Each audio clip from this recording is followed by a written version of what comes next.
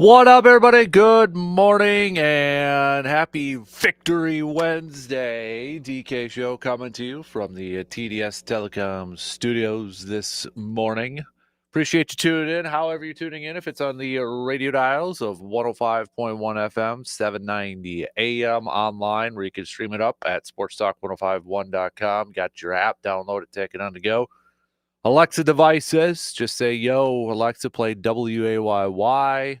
Video streams also up and rolling Instagram, YouTube, Facebook, and Twitch this morning. But a very happy making the turn Wednesday to all of you. And it's another W for the Brewers, securing a series win over the Dodgers. Mizz, fantastic again after giving up a leadoff home run to Shohei Ohtani last night.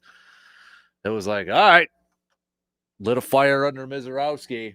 Dude was dominant. 12 Ks in 6 innings to pick up his 4th win on the season. The Brewers 3-1 victory, and will now be going for a sweep later on this afternoon with Jose Quintana on the mound.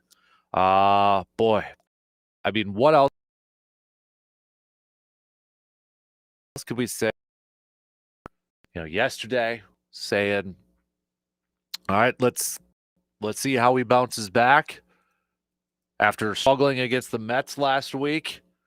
And it wasn't going to be an easy test going up against the Dodgers. It's like, here you go. It's not going to be, just kind of a cakewalk for a bounce back game. Dude's, I don't know what else. I'm at a loss for words to kind of describe what we're seeing from Mizz. That was impressive last night. Especially getting Ohtani right away. 0-2. It's like, okay, but then giving up the solo shot to deep center. It's like, oh boy. Is it going to be one of those where it kind of gets it? But it was like, it just kind of like he flipped a switch. It's like it pissed him off. And then he got to just like got going. And dude was just, it's so flipping fun to watch this guy pitch, for crying out loud. And then to see the emotion from him too. I know some people, it might annoy him or might annoy them in that, but I love the emotion that he shows and how he gets pumped up and jacked up coming off of the field and, striking out a dude, and he's fist pumping and yelling and screaming. I love the emotion from this 23-year-old. Dude's having fun, and you're supposed to be out there with that type of emotion playing a baseball game, for crying out loud. But gosh, he was so darn impressive last night. So dang impressive. I mean, I don't know what else we could say about this. And I was pumped, man. I was freaking pumped last night after that game. Watching that game, during that game, the greatest player of all time, Sal Frelick, hitting a home run for some insurance run there too. I mean, it was one of those. It felt like a playoff game. I don't know why. It just had that feeling. And gosh, it's like, all right, I'm ready to be disappointed and heartbroken in October again. Let's go. I mean, I'm still pumped. That's why I'm calling it a Victory Wednesday, for crying out loud. But man, and now we could potentially go for a sweep today with Jose Quintana. I'll admit it. I'm impressed with what the Brewers have done this series. Yes, I picked the Dodgers to win this series. I picked the Dodgers to win the last couple games here, and Freddie Peralta and Jacob Mizz, they've been absolutely impressive. I mean, you throw those two, you throw Jose Quintana, and you throw Brandon Woodruff, your top 4 pitchers. Got to be feeling pretty good with if it's those are your top 4 guys. Okay, those are your top 4 guys. I mean, you got to be feeling pretty darn good every time they're out there now, right? I mean, you got to be feeling really good about your chances. We talk about, and I'm not saying every single one of those guys are aces or number 1 guys right now. I mean, I think Mizz is probably well on his way. But I mean, when those guys are going to be towing the mound, you're probably feeling, hey, we got a shot. We're feeling good about our chances to pick up a W, to pick up a win. And you look at these last 3 starts with what Brandon Woodruff did on Sunday, Freddie Peralta on Monday, Jacob Mizz yesterday. We'll see what Jose Quintana does today. You know, Quintana's obviously a different pitcher, ground ball pitcher. Then you throw in what the bullpen did last night too. I mean, it was like, all right, we started Mizz. We're not going to mess around, and we're just going to throw out straight up gas. You know, Jared Koenig goes in there, throws high 90s. Uribe, McGill. I think what the average pitch last night between all those pitchers were like 99. I mean, for crying out loud, just throwing straight heat. They weren't letting up. They weren't letting up in terms of the miles per hour against those Dodger hitters. But even, you know, Uribe coming in and, you know, having to face kind of the top of the lineup there and shutting them down. And I mean, just, those were one of those games last night where if you're a fan and your team comes out on top, you're just like, you're pumped and you're jacked. I was that last night. That was a fun game. That was an awesome game. I love it.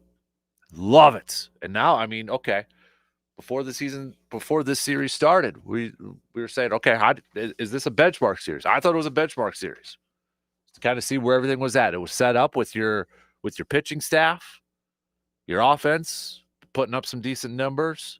Let's see it go up against the Dodgers. And right now, if that is a benchmark series, they're passing the test. They're really passing the test. They have a chance to sweep it. You got Washington coming to town this weekend. Now take advantage of that. Don't want to get too far ahead. Don't have a letdown at home against the Nationals this weekend. Then you got the All-Star break to kind of reset here. But Matt Arnold and Ignacio, if you're listening, you ride this thing now. Let's go. Try to find another power bat to put in this lineup. This team has given you all they can, and they're putting themselves in a position to get back to the postseason. Help them out now. All right? Help them out. This is a crazy, crazy statistic too, and I'll probably be bringing this up a couple times here this morning, but I just think this is wow. I mean, Sarah Langs, who, you know, if you follow baseball, I mean, she is like the queen of baseball nuggets and info and stats and such. Last night, she posted more than 30 strikeouts and 12 or fewer hits allowed in first 5 career outings, at least in the last 125 seasons. 125 seasons. More than 30 strikeouts and 12 or fewer hits allowed in their first 5 career starts. Only 2 pitchers. Mizz and Freddie Peralta. Freddie Peralta is on that list too. The Mizz and Freddie. That's insane. In the last 125 seasons. You know, I know a lot of the talk before the game was, you know, Clayton Kershaw kind of saying he didn't know a whole lot about him, but said, oh, is that the guy that rolled his ankle and such? And, you know, kind of was like, yeah, I heard he throws hard, but everybody throws hard except for me. And now everybody was kind of having a little fun with that. It's like, you know, Kershaw knows about him now probably. But Mizz also made guys like Pedro Martinez pay attention. Pedro last night also saying Mizz is special. He's got velocity, movement, and that bulldog mentality. Him, Paul Skeens, and Tariq Skubal look like the future of pitching to me. Long legs, long arms, built to dominate. Matt Arnold, lock him up now. Right? You know what I mean? So, lots of baseball talk here this morning. We're going to recap last night's big win. Another impressive performance from Mizz, and look ahead to this afternoon's matchup with Jose Quintana and Mound and the Brewers. Chance to sweep the Dodgers before wrapping up. They'll have an off day tomorrow. And then before wrapping up the symbolic halfway point of the season. Mathematically, it's not, but it's, you know, got Nationals coming, and then it's the All-Star break. So plenty of baseball chats coming at you. But come on, Bruce, I want to hear from you. All right, are you ready to get your heart broken in October too? I'm there. I'm all aboard. It's like, all right, here we go. You guys, I was kind of like, all right, maybe get some postseason and such. Now I'm like, nope, nope. I'm all in. Put all the chips in. Let's flip and go right now. Come on. Like if it's those 4 guys as my playoff starters, I'm feeling good. It's just still got to give me a power bat. Just give me another power bat to put in that lineup. No offense to Collins or Ortiz or whatever. We need another power bat, please. Matt Arnold, Anasio, sign off on it. Go get somebody to put in the middle of that lineup, for crying out loud. Plenty of baseball talk coming at you here this morning. We'll dabble in a little green and gold as we continue our Packers training camp preview series, countdown to training camp. 2 weeks from today, the first practice. Got to imagine maybe quite a few of our listeners going to be heading down to practice to open up training camp. Kiddos taking their bikes down, one of the best traditions in all of sports. Packers going to be biking over there to practice and that. So 2 weeks from today, it's the first training camp practice. Believe it or not, holy crap. So we'll continue our training camp preview series. We'll take a look at the defensive line. So we've looked at offensive line. We've looked at wide receivers. It's time that we got to go on the other side of the football. And we'll take a look at the defensive line. And, again, I think there's a big spotlight on this, and there's an expectation of improvement from this group for this year. Where's the confidence level that we're actually going to get it from this group with Rashawn Gary, Lucas Van Ness, Kenny Clark, Devontae Wyatt, Carl Brooks, Colby Wooden, et cetera, et cetera, et cetera. Are we going to see an improvement from this group this year? So we'll hit that up. We've got stock reports, whose stock is rising, whose stock is falling. You can also make your picks by hitting us up with a text on that Shoe Doctors bullpen line, 715-830-1912. Hit me up on the socials, facebook.com/Kasper Sports or Instagram at Dan Kasper Sports over there too. So do that. So it is a Trash Talk Wednesday. So here we go, Brewers fans. You wanna do a little trash talking, maybe to the Cubs. Cubs falling to Twins last night. Thank you, Twins. Thank you, Twins, for that. But Brewers just 2.5 back from the Cubbies. So if you want to do a little trash talk to your rival, now is the time. Make it appropriate so I can say it on the air. All right. So, but come on now, Brewers fans. I want to hear from you this morning. Are you just as jacked up as I am? That's one of those games. It's one of those series. I know the series isn't over with, but I mean, for crying out loud right now, after last night's game, it's hard not to get pumped up. It's really hard not to. I usually try to keep it in check, especially when it comes to baseball, but nope. I'm like, here we go now. Let's get back to the postseason and let's do some damage here. But I'm also getting ready to be heartbroken. So let's talk some Brewers baseball. We'll take our first break and get the leadoff going here this morning. What a night for Mizz. Just added on to this incredible start to his career. Continues to impress. Brewers now with a chance to sweep today.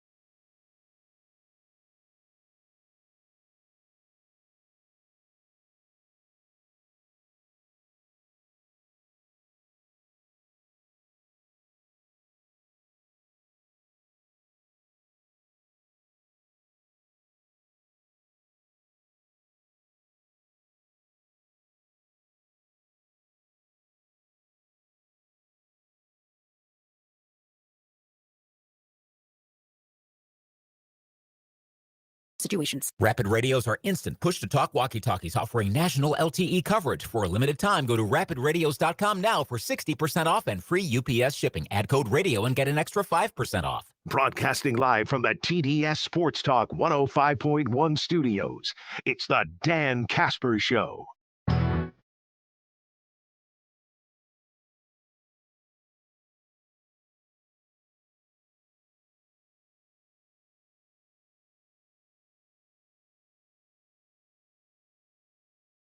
Gonna give a big shout out to Awards and More. They just picked up the decanter set, the golf themed decanter set with the Backyard Dreams logo on it. Awards and More donated this decanter set's awesome looking with 5 glasses on there too for the raffle for the golf outing. So a huge thank you to Awards and More for donating that prize, that raffle prize. I mean, I'll post up a picture on the socials and such so you can take a look at it. But a big thanks to them for doing that, and a big thanks to all the partners and sponsors and donations from everybody out there, and all of you who have signed up to play in the 5th annual Kasper Classic. We have a few more.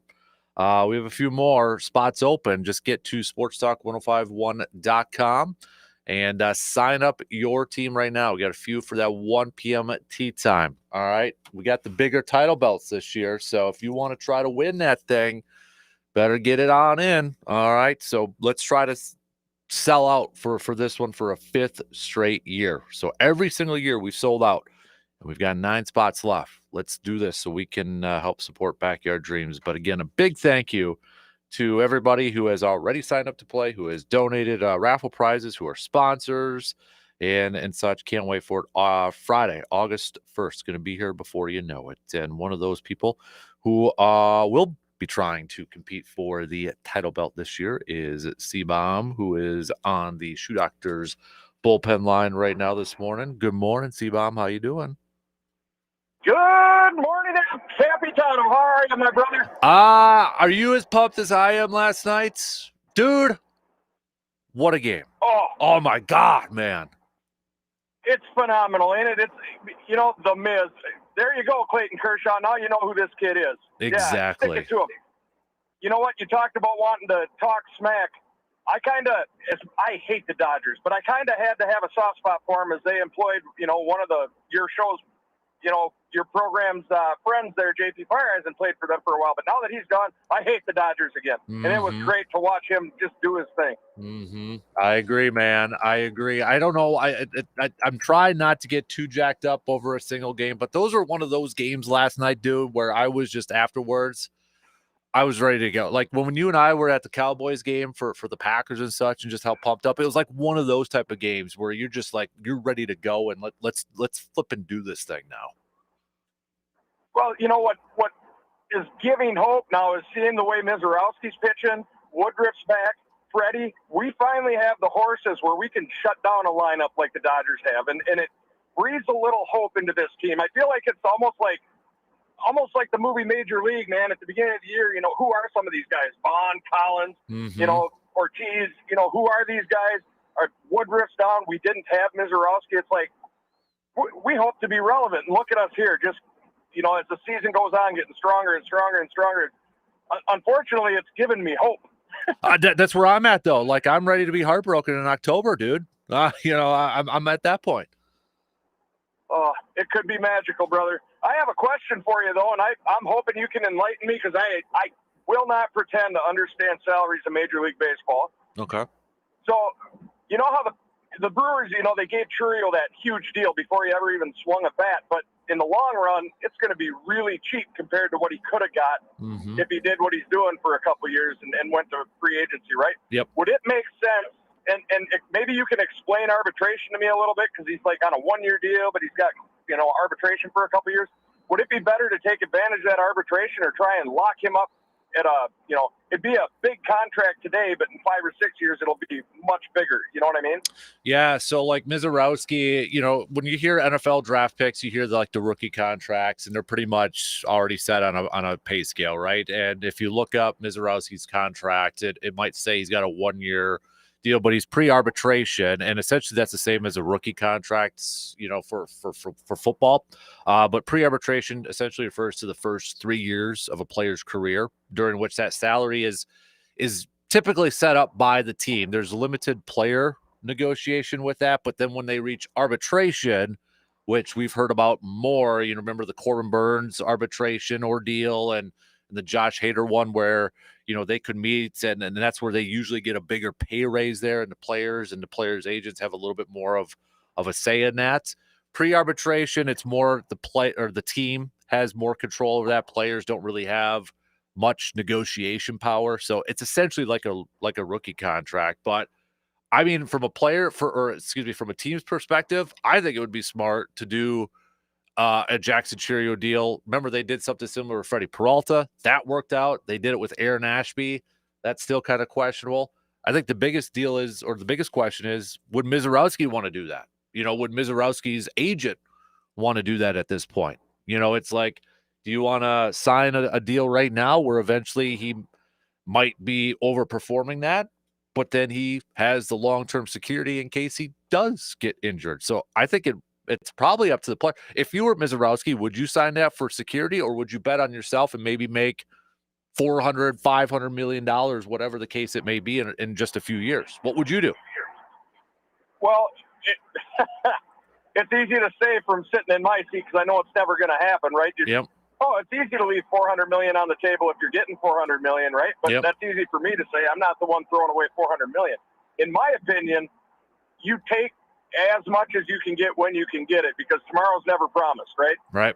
So I think if I was him, I would try and secure the bag while I can, and maybe don't make it for 10 years, do 6 or 7 years, something where, when he's 29, 30 and he still has a huge contract in front of him, he can cash in later. Right. Yeah, I don't know if this would be a realistic one, but what if it was, because I think Jackson Chourio's was a 10-year, $80 million, but it could go up to over $100 million based off incentives and such. What if it was a 4-year, $80 million, maybe $70 million, so maybe making a little less than $20 million per year? Would you be okay with that? If it was announced today, the Brewers signed Mizz to a 4-year, $70 million. It's almost $20 million per year. It's a little bit under, but would you be okay with that? I think I'd be okay with it, but at the same time, you just educated me, by the way. How many years of arbitration do they get with him? Pre-arbitration's 3 years, then arbitration after that, it's about a couple years after that. So essentially, they have him locked up for 4 or 5 years, right? Correct. Yep. Yeah. So because I'll guarantee you, at the end of that 4 or 5 years, whether you gave him $100 million today or used arbitration, you're not going to afford him in 5 years from today. Right. So I would say lock him up for 7 or 8. Otherwise, keep him on the cheap as the team for 4 years. But yeah, it's a tough game to play, man. Could you imagine doing that with a whole roster, not just one guy? Right. And then once they get to arbitration, I mean, they're essentially, it's going to be a huge pay raise there. And I think that's part of the reason why they locked up Chourio and Freddie Peralta early, because they were hoping that their salaries would be a little bit lower, when it comes to arbitration. But I mean, the way Mizz pitching right now, that arbitration might be pretty high in a few years. Who knows? Yeah. I mean, having this conversation now is different than what it was a couple of weeks ago. When he came out and lit it up, everyone's like, "Whoa, it's one start." But there's been a trend now, and it is looking. It's not a slight rise up. That arrow is pointing straight to the sky. This kid is going to be something, I think. The thing is, too, is he's gone up against. I know, Paul Skeens. He doesn't pitch against Paul Skeens, but the hype that was leading into that, he goes and pitches fantastic. And it's, last night, the lineup, yes, it was the whole Kershaw thing, but it's the lineup. It's Ohtani, it's Betts, it's Freeman, that sort of thing. And he's coming off of that poor performance against the Mets. I was more impressed just how he bounced back from that poor performance. And especially since he gave up a leadoff home run to Ohtani, it's for a younger guy, it might be easy to kind of get inside your head a little bit.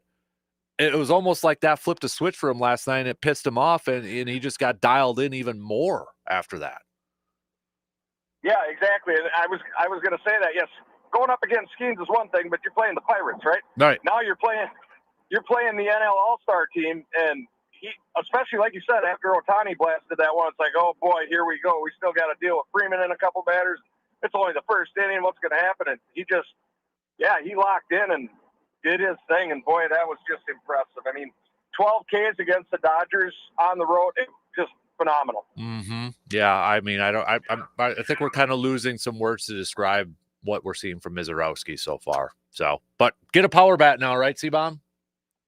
Absolutely. And yeah, I said on the road. I know they were at home, but I'm fired up. It's fun to watch. And again, I'm getting hope, and it just blows my mind that the training camp's right around the corner in the Kasper Classic, and it's like, holy smokes, where's summer going? I know. 2 weeks from today, the first training camp practice, dude. Holy cow. Yep. Insane. Insane, my brother. Hey, appreciate the phone call this morning, man. Good to chat with you for a little bit. You bet. Thanks for having me, my brother. Have a great day, and go Pack, go. And this is my crew, babe. I love it. There you go. C-Bomb hopping off on that Shoe Doctors bullpen line. We have G-Man chiming in. DK Brewers will sweep LA today, and JR Twins will beat the Cubs. Go Brewers, G-Man. G-Man, you gonna stop by the Kasper Classic coming up in 3 weeks from Friday? Is that right? 3 weeks from Friday? Holy moly. Brandon's mom also, I know she's gonna be there. Brandon's mom saying that what a pitching performance. Bet Kershaw knows who he is now. Great clutch hitting. Also, go Brewers. Exactly right. Great clutch hitting. 2 runs coming in the fourth there. Vaughn with the big RBI. Collins with that big RBI too. And then Sal Frelick. The summer of Sal continues with that insurance home run in the bottom of the 8th inning. Contreras with 3 hits. His first couple were just dribblers to the third base, but hey, it's a line drive in the scoring book, right? So 3 hits for Contreras last night too. So, but 8 total hits for the Brewers. Just 6 strikeouts overall from and Vaughn was actually a victim of a couple times there. 15 total strikeouts from the Dodgers last night, though. 12 of those coming from Mizz. Abner Uribe with 1, and then Trevor McGill in the 9th with a couple. I mean, that bullpen coming in, Koenig, Uribe, McGill, not giving up a single hit, not issuing a single walk after coming in to replace Mizz. I mean, that was an absolute fantastic pitching performance up and down. And, you know, kind of what I was saying there to C-Bomb was the biggest thing that impressed me the most about Mizz was, you know, just his mental game, the mental side of it from this 23-year-old. You know, how he has begun his career with all the attention, all of the hype. It is so easy. I mean, I remember myself as a 23-year-old, and I'm sure a lot of you can probably remember yourself as a 23-year-old. It'd be easy to buy the hype. It'd be easy to read your own headlines and such. And it's not that he's creating it himself. I mean, it's the media. It's his own team, for crying out loud. You know, promoting Mizz versus Skeens, even though they're literally not facing each other. You know, it's not like Mizz pitching to Skeens, but there's that hype, there's that attention. And then he goes to the Big Apple, has a clunker of a game. After riding a high, it's easy, like, man, to get down. And then, you know, the first batter after your clunker of a game is Ohtani, and he just rips one to center off of you. And again, it's like that just like flipped a switch. It's like he got pissed, got upset, and just started mowing down the rest of the lineup. And then you saw that little hop come back from him. I know they talked a little bit about it on the broadcast, you know, that little hop that he has where, all right, now he's back to having fun. He's dialed in, and he's back to having some more fun out there. And I love the emotion that we see from him. I know it probably annoys some people for some reason, but the fist pumping, the yelling, and just the straight up emotion from this 23-year-old, I love it. I love it. I love that he brings this attack mentality from him. And it sure seems like he's not intimidated by these guys. He's going to have more outings like he did against the Mets. It's going to happen. It'll probably happen maybe a couple more times this season. And it's going to happen throughout his career. But you can't deny the fact that this kid has been so super impressive to begin his I mean, he is living up to all the talk from the last couple years about this 6'7" flame throwing, triple digit throwing starter in the minor leagues that we have been hearing about for the last couple of years. He is living up to that in the early stages of his career. Now, hopefully that continues, and hopefully it continues with the Brewers for the long haul. But right now, let's enjoy it, man. Let's enjoy it. But at the same time, this is where it's like, okay, you got the trade deadline coming up here in just a couple weeks at the end of the month. And if I'm Matt Arnold and I'm Mark Atanasio and I'm looking at my ball club right now, and I'm looking at this pitching staff, you know, if you throw in your top four, Peralta, Mizz, Quintana, Woodruff, I'm feeling good about those guys. I mean, I feel like those are four guys you can hang your hat on. That you're like, okay. Because once you get to the postseason, it's probably about a 4-man starting rotation, right? And I don't know what Nestor Cortez, when he is back and such, he probably will be the 5th man in the rotation. But we'll see. But you throw in some of the glimpses that we've seen from even Quinn Priester and that. I mean, I'm feeling pretty good about my starting rotation right now. And the bullpen has had some really good moments. Uribe, yes, he still makes me nervous at times. I'll admit, last night when he was out there and, Ohtani's up there, I was a little nervous. Not going to lie. He's going to be like that. But when he's on, the dude's on.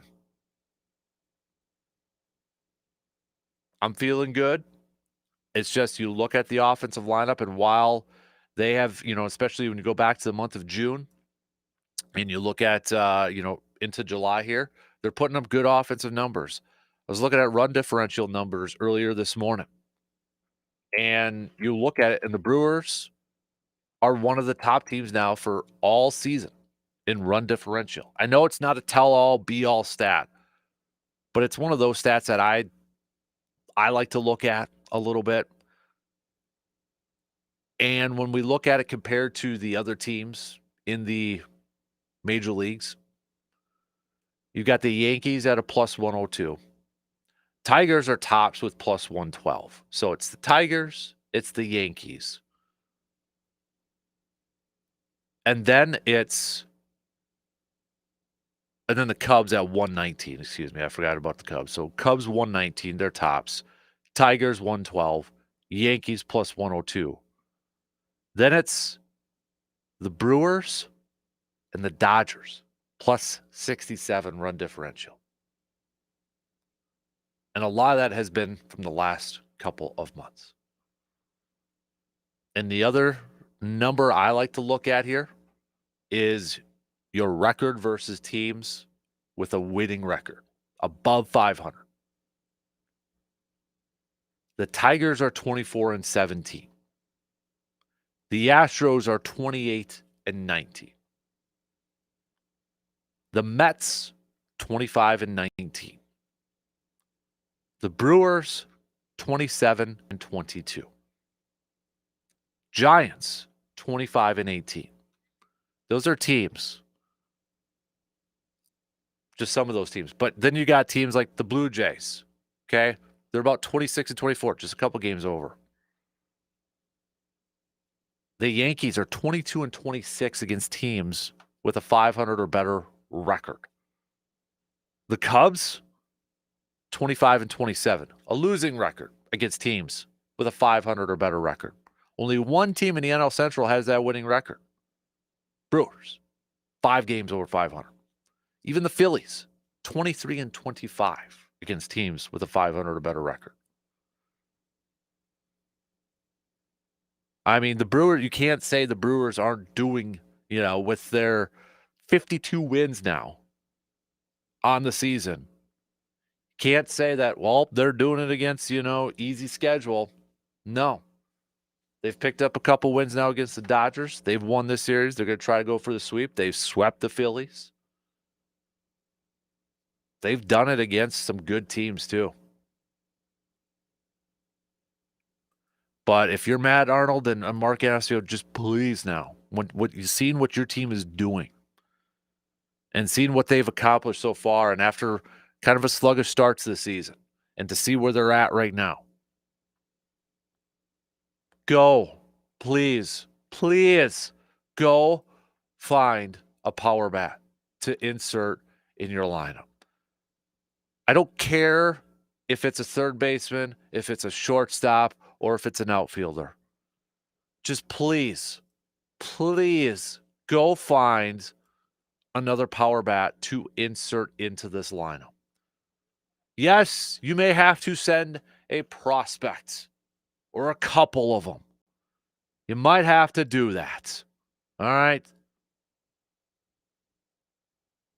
But for all that is, you just try to maybe push some chips in. I'm not saying sell the farm to go in all this year, but, make a move to bring in another bat to help you in the postseason.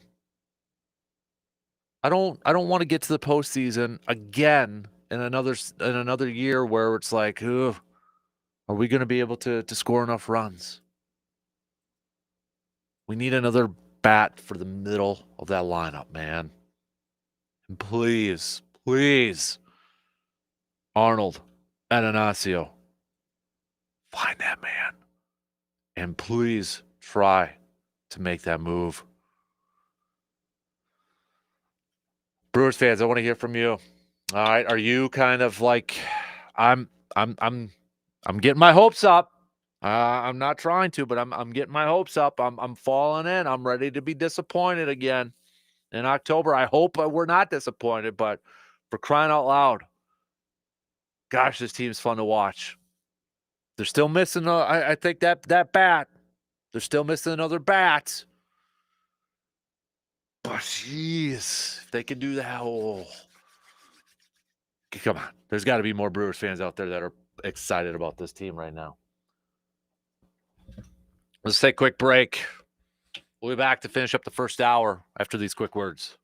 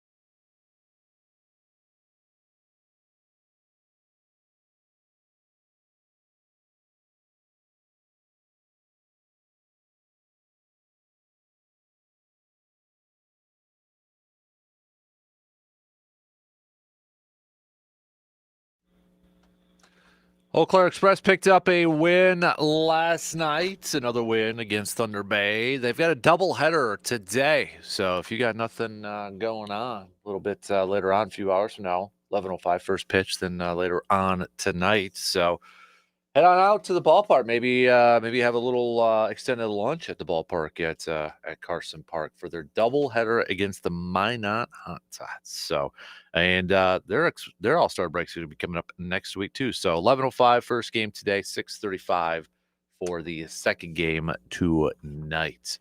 Surveyor Sam with a quick text chiming in here this morning. T-minus 14 days till training camp, only 22 days till we have football, 31 days till a Packer game, 60 days till the Packers kick off the regular season, and only 23 days till I get to hoist the bigger, better title belt above my head while C-Bomb wallows in the corner like every Bears fan at the end of each season. Fall is almost here, so enjoy these next couple of months, everyone.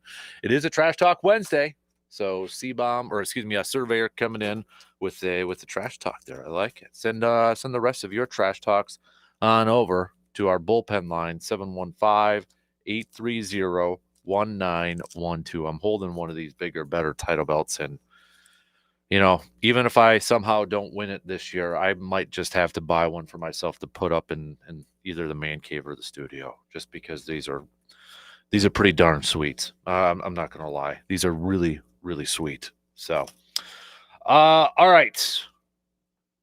What do we got? We only got a few minutes to the top here. So Brewers fans, your thoughts? Are you kind of like me right now? You kind of like a couple others that have chimed in, ready to be maybe heartbroken in October? I don't know. Like last night's game, that just kind of like pushed me into like, all right, I'm chips in, man. I'm chips in. Let's go. I'm all in now. Let's do this thing. Let's go for this thing. Like I was kind of hovering. I'm like, okay, maybe they can get to the postseason. We'll see. Now I'm like, yeah, let's do this thing. Oh, we always have like one of those games or a few of those games every year. Maybe it's a couple during the football season. Baseball, there's a few of them where you just kind of get just like so jacked up after a win. That was me last night. Like for all you Office fans, when Dwight gets hired as the manager and he's doing like those karate moves that was like me last night after that Brewers win. Like I want to go do karate in the garage. Okay. I was pumped, and I'm still pumped this morning. Usually we do Victory Mondays. It's a Victory Wednesday. And I know they got one more game today to just hopefully sweep the series against the Dodgers. But, gosh, this team. And how much, obviously we've highlighted Mizz and, certain players. Freddie Peralta's having a fantastic year. But Pat Murphy, man. I mean, Pat Murphy, Chris Hook, pitching coach for the Brewers. Those two guys deserve a ton of credit as well. A ton of credit. I mean, you go into and we'll see, there's still a lot of baseball left. But Pat Murphy hasn't, necessarily last year and this year been given the greatest roster in the world. And I'm not trying to knock the players, but I mean, when you look at it on paper and you're like, it's like, oh, okay. And then this year you lose Willy Adames and such, but man, all you do is win. And I think it was Joe Davis, announcer for the Dodgers. And it was like during the first game, he kind of made a comment too. He's like, we need to stop being surprised that the Brewers are a good team. It's like every year it's like, oh dang, the Brewers are good again, or Brewers are winning games again. And he's right. And I'm glad, Davis, who, obviously is accustomed to a team that wins a lot of ball games with the Dodgers. Glad he recognizes that. And he's right, though. Maybe we need to stop being surprised. And a lot of that, you got to tip your cap to Pat Murphy and the job that Chris Hook has done with that pitching staff. I don't know if Chris Hook ever has managing aspirations, if that's something that he would like to transition to at some point. But if not, keep that man in Milwaukee at all costs. because how he's the stuff that he has done with this pitching group over the years, not just this year, but over the years, has been fantastic. And remember when Pat Murphy was hired, there was that reports or talking that a lot of players also asked if Chris Hook was going to be back. That's the type of respect and admiration that those players have for him, and they know how important he is to their success. I mean, we look at these wins and Pat Murphy's going to be the first one. You heard it a lot last year from him, but he's going to be the first one to say he doesn't deserve any of the credit. He puts it all on the players. He's incredibly humble in that way, but he is the leader of this team, and this team follows him. They follow his direction. He is the perfect maestro, composer, chef, putting everything together and pushing the right buttons. He is the perfect control master right now.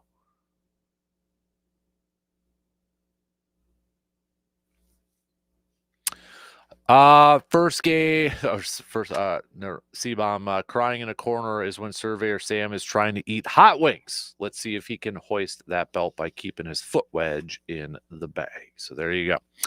All right, couple minutes left. We'll hit it up with Morgan. What's up, Morgs? That was quite the trash talk by Surveyor Sam. Seems like you might not keep that belt here as confidently as you think you are. He won it last year, so he's good. We will never have a repeat winner. You're writing that into the rules? No, I'm forecasting him. What if you did, though? Then you would have... Well, the only one would be me, probably. What could be a streak. And if you have a streak, then you start to form a legacy. And if you have a legacy, you have pressure. Nobody likes dynasties. Just saying. Nobody likes dynasties. Yeah, ask the Patriots. Yeah. Nobody does like the dynasty. I had a friend of mine tell me that one time when we were dominating in softball. Okay. That's not exactly true. The people that are involved in the dynasty, like the dynasty, I was actually just listening to a podcast episode about this, about how there's this kind of like underground movement to keep Boston gritty, or like return to those grittier Boston days. And I went to school there, which is why I have, kind of a vested interest in. I'm a Sox fan. Boston should really be disappointed and sad with their recent results. The point being, it used to be the underdog city. Yeah. You talking like Sox and the the 04 curse Red and Sox, all of that. Yeah. And then it was kind of broken with that series win, as everybody will remember. That was pretty iconic. They do a great 30 for 30 piece on that too.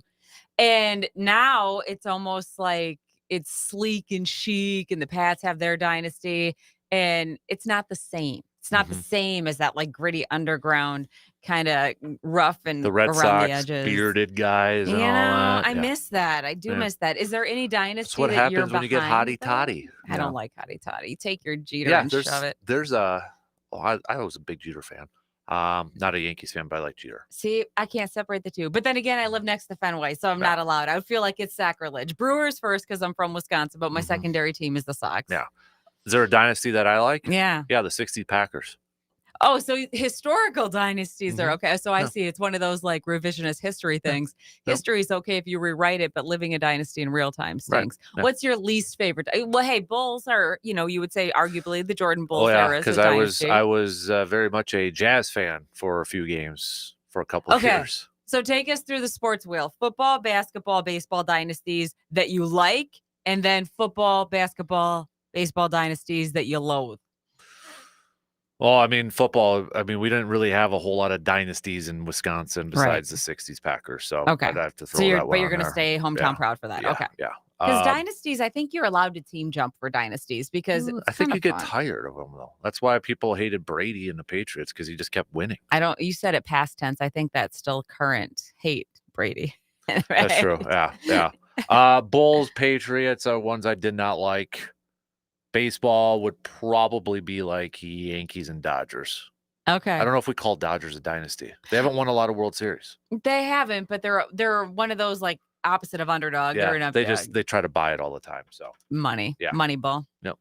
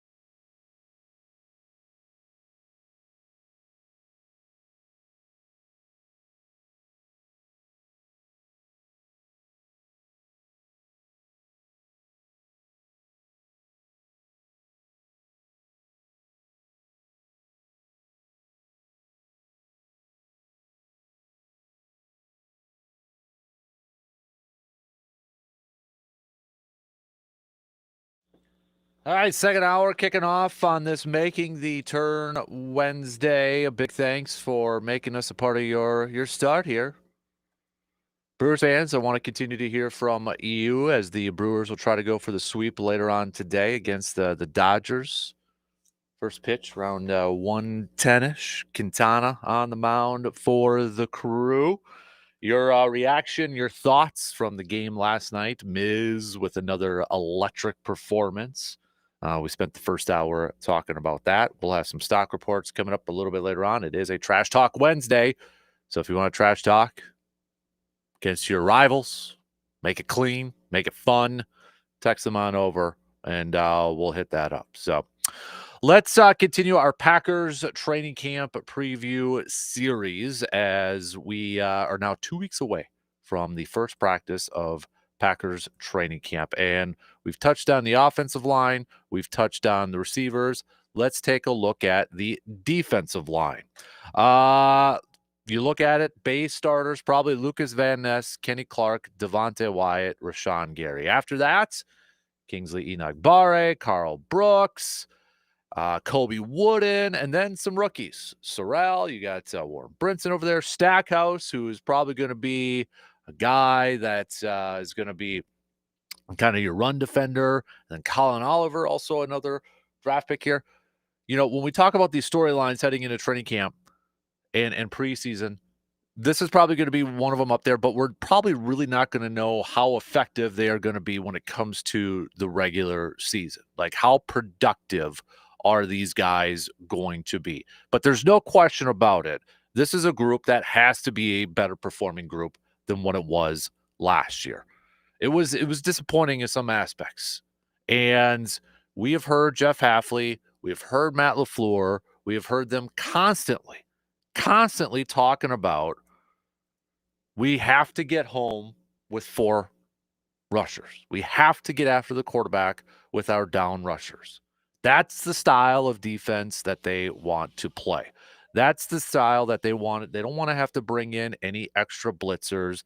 They don't want to have to bring in, an extra corner or anything like that. They want to be able to get home. So this is, you talk about pivotal years coming into this thing. Lucas Van Ness, year 3. It's time that we see some more consistent, dominant production from the former first rounder. You got 4 first-round picks on this starting base defense. This is a pivotal year for him. This is a pivotal year for Devontae Wyatt. We want to see him actually get more or to stay healthy, because when he has been on the field and when he has been on the field, he's been productive for the most part. Last year he at least showed he was probably their better pass rushing down defensive lineman. But he has had injury issues. So can he stay on the field? Can he be productive in that manner? Kenny Clark had a down year last year. It was finally revealed just a few weeks ago that he suffered a foot injury, a toe injury, week 1 against the Philadelphia Eagles. Was that a big reason why he was highly ineffective last year? Let's call a spade a spade. He wasn't good last year, and he signed that contract extension before the season began. He stunk, but was it because of that toe injury? We'll find out this year if he is healthy and ready to go. And then Rashawn Gary, he has that big deal. He's kind of viewed as supposed to be the top pass rusher on this team. Last year, just 7.5 sacks, 26 solo tackles. We need better production from Rashawn Gary too. These are first-round draft picks that Goody and Ted Thompson, because Ted Thompson drafted Kenny Clark, but these are guys that were first-round picks that the Packers have invested in heavily. And we're counting on them to take a jump this year because Brian Gutekunst, one, did not draft a defensive lineman high in the draft, did not go out in free agency and acquire anybody, did not trade for anybody, no trade for Trey Hendrickson yet, so probably not going to happen. So the Packers are counting on for improved play from this group, but also their new defensive line coach, Covington, coming over from the Patriots, the former defensive coordinator over there. But this is a group that we have to absolutely see better production from, and we know that they like to employ a rotation. So if they do that rotation, are we going to see improved play from Enagbare, Are we going to see, Sorrell, their mid-round, a day 3 early pick? Is he going to be part of that early rotation? What about Carl Brooks and Colby Wooden and Colin Oliver? Colin Oliver is an intriguing rookie to kind of watch this year because he's listed as a defensive end, but he's pretty darn small from a physical trait. He's 6'2", 240 pounds. He was a 5th-round draft pick by the Packers in this past draft, but you watch his film, and he is an effective pass rusher. At least he was at the college game. But will his style translate to the NFL? This is where it's going to be up to Jeff Hafley and Covington and the defensive coaches to try to put him in a position so that he can affect games. If he is going to play that 4-3 down defensive end, I mean, he's pretty light, being listed at 240 pounds. But he is incredibly effective at getting after the quarterback. So how can they put him in a position to essentially go eat and essentially go do what he does best, which is get after the quarterback? Is he a little small for, where a left tackle or a right tackle can just kind of eat him up? Is he going to be used all around the defensive line? Could he actually be, standing up from a linebacker standpoint and then going after the quarterback that way? Right now he's listed as a defensive end, but he's going to be an intriguing piece to kind of watch and maybe kind of watch mostly in training camp. Because, again, I don't think you're going to be able to gauge a whole lot from Kenny Clark, Devontae Wyatt, Rashawn Gary, and Lucas Van Ness in training camp and preseason. Those guys, we're going to see more about what they can be able to do when it gets to the regular season. But in training camp and preseason, look at guys like Colin Oliver. How are they utilizing him? How are they playing him? If it is a 4-3 defensive end, how is he going up against those massive tackles? A Stackhouse, the guy that's being counted on to be that early big lineman clogging up the middle to stop the run. Are we going to see more improvement from Brenton Cox Jr.? He's got a lot of raw and tangible skills, but, we got to see him a little bit more last year. But are we going to kind of see a big jump from him? Sorrell, great story, cool story at the draft, but we don't really know a whole lot about him probably until we get to training camp and preseason and see it on the field. So it's those guys that I'm more interested to see in training camp and preseason. There's no question Van Ness, Clark, Wyatt, Gary, they're under the spotlight. That's going to be when it's the regular season, because I don't think we're going to learn a whole lot in training camp from those guys. Sure, we'll pay attention to the one-on-ones, going up against offensive linemen in training camp and all that good stuff. But that doesn't matter if they can't do it in the regular season. So when it gets to the preseason, when it gets to training camp, pay attention to the depth guys. Pay attention to a Colin Oliver. Pay attention to a Sorrell. Those rookies. Pay attention, to a Carl Brooks or Colby Wooden, who, yes, they've been around for a couple years, but if they're going to be part of that rotation, we need to see them be effective in preseason and training camp. They're going to be going up against guys that are trying to win jobs in those preseason games. They're going to get their best efforts from their opponents. Those are the type of players that I'm going to be paying attention to the most when it comes to preseason and training camp. But overall, this defensive line group, the 4-3 base defense, has to absolutely get better at this point. All right, a couple texts going back to, or a couple messages, excuse me, on Facebook and such, with the Brewers getting pumped up with that Brewers win. Sign Mizz now to a long-term deal. Get him done, says John. Jake says, I'm like you. I'm ready to be disappointed and heartbroken in October, but this team is a lot of fun to watch. I feel like we've been saying that for a lot about the Brewers these last few years. So just a couple of those. And as Adam said, sent over the GIF, no question about it. I'm ready to get hurt again, from Michael Scott from The Office. I always appreciate a good Office GIF, meme, anything like that. GIF, however the kids pronounce it these days. So we got plenty more Brewers talk to go at it this morning, but the Twins also helped out the Brewers last night by picking up a win against the Chicago Cubs. So now the Brewers are just 2.5 back from the back from the Cubs for first place in the Central. So thank you to the Cubs for that. But the Brewers, we were talking a little bit about it too. one of the only few teams in Major League Baseball with 50 or more wins as we approach the All-Star break here. And they're one of the top teams now in run differential. They're actually tied with the Dodgers for run differential. And the Brewers, when you look at their record against teams with a 500 or better record, there's only a handful of teams that actually have a winning record. The Tigers are 24-17. Toronto's 26-24. The Astros are 28-19. The Angels are actually 25-24. Mets are 25-19. Brewers are 27-22. And the Giants 25-18. Dodgers have a losing record against teams with a 500 or better record. Cubs have a losing record with teams with a 500 or better record. The Phillies have a losing record with teams 500 or better. The Yankees have a losing record against teams with 500 or better record. I missed the Rays. They're 24-19 against teams with a 500 or better record. So you have a lot of these top teams that have losing records against teams that are above 500. But here you go with the Brewers, one of the top 10 in run differentials and one of the best records against teams with a 500 or better record. And they have been pretty darn good at home too, 29-17 so far in the friendly confines of American Family Field. And if you break it down by the last month and a half or so, you're talking about a top 10 offense in some of the offensive categories. So I know we got stock reports coming up here, but if you want to pick Luke, the Brewers to be a stock riser, that would be an easy pick.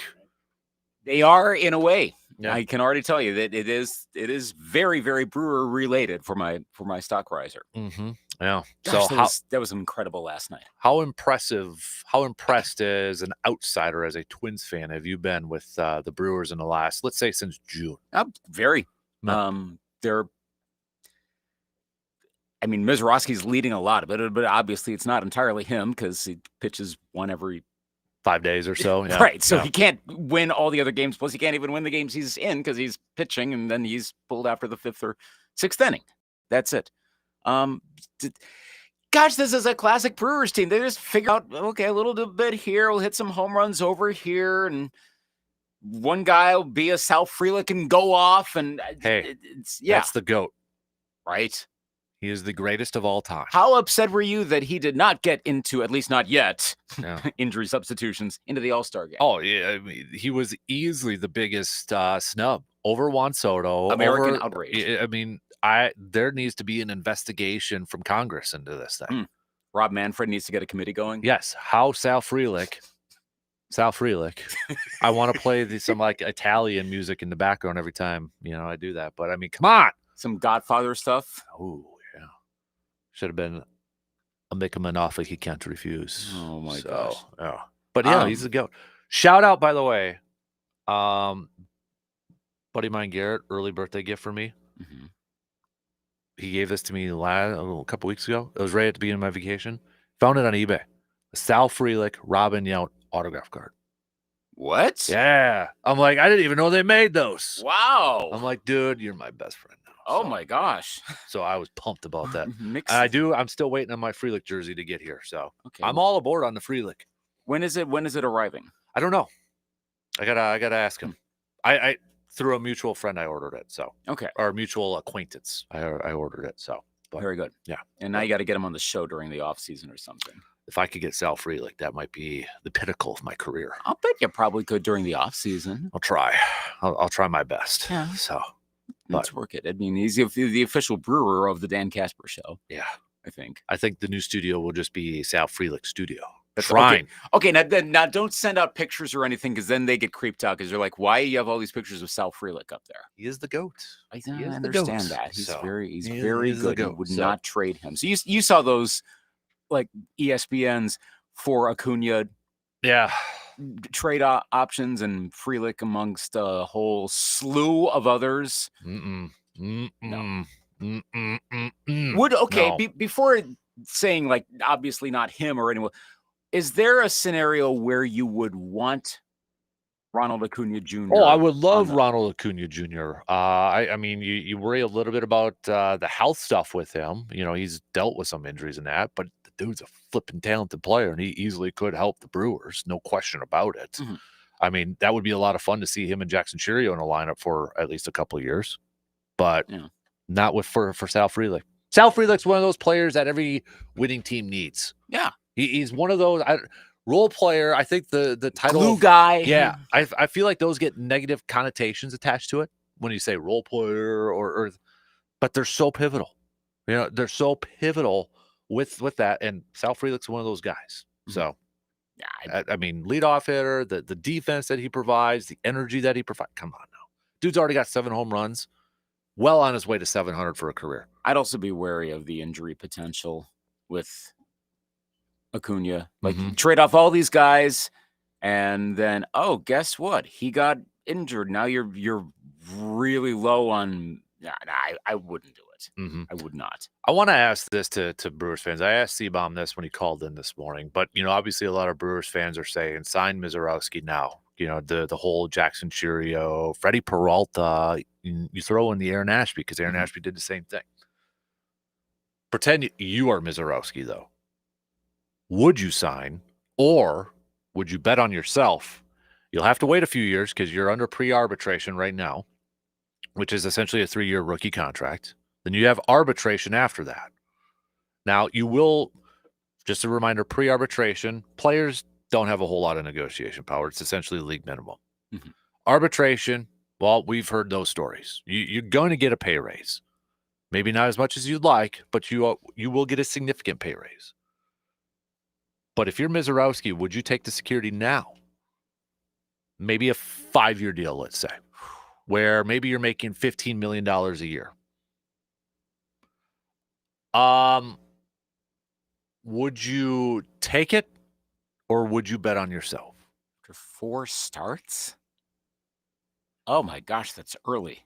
Hey, Like, Cheerio got a longer I know. without playing a game. I know, but they tend to be a little more reliable than a pitcher. Because whenever someone says about Mizorowski that he has potential, it's like he could be the guy.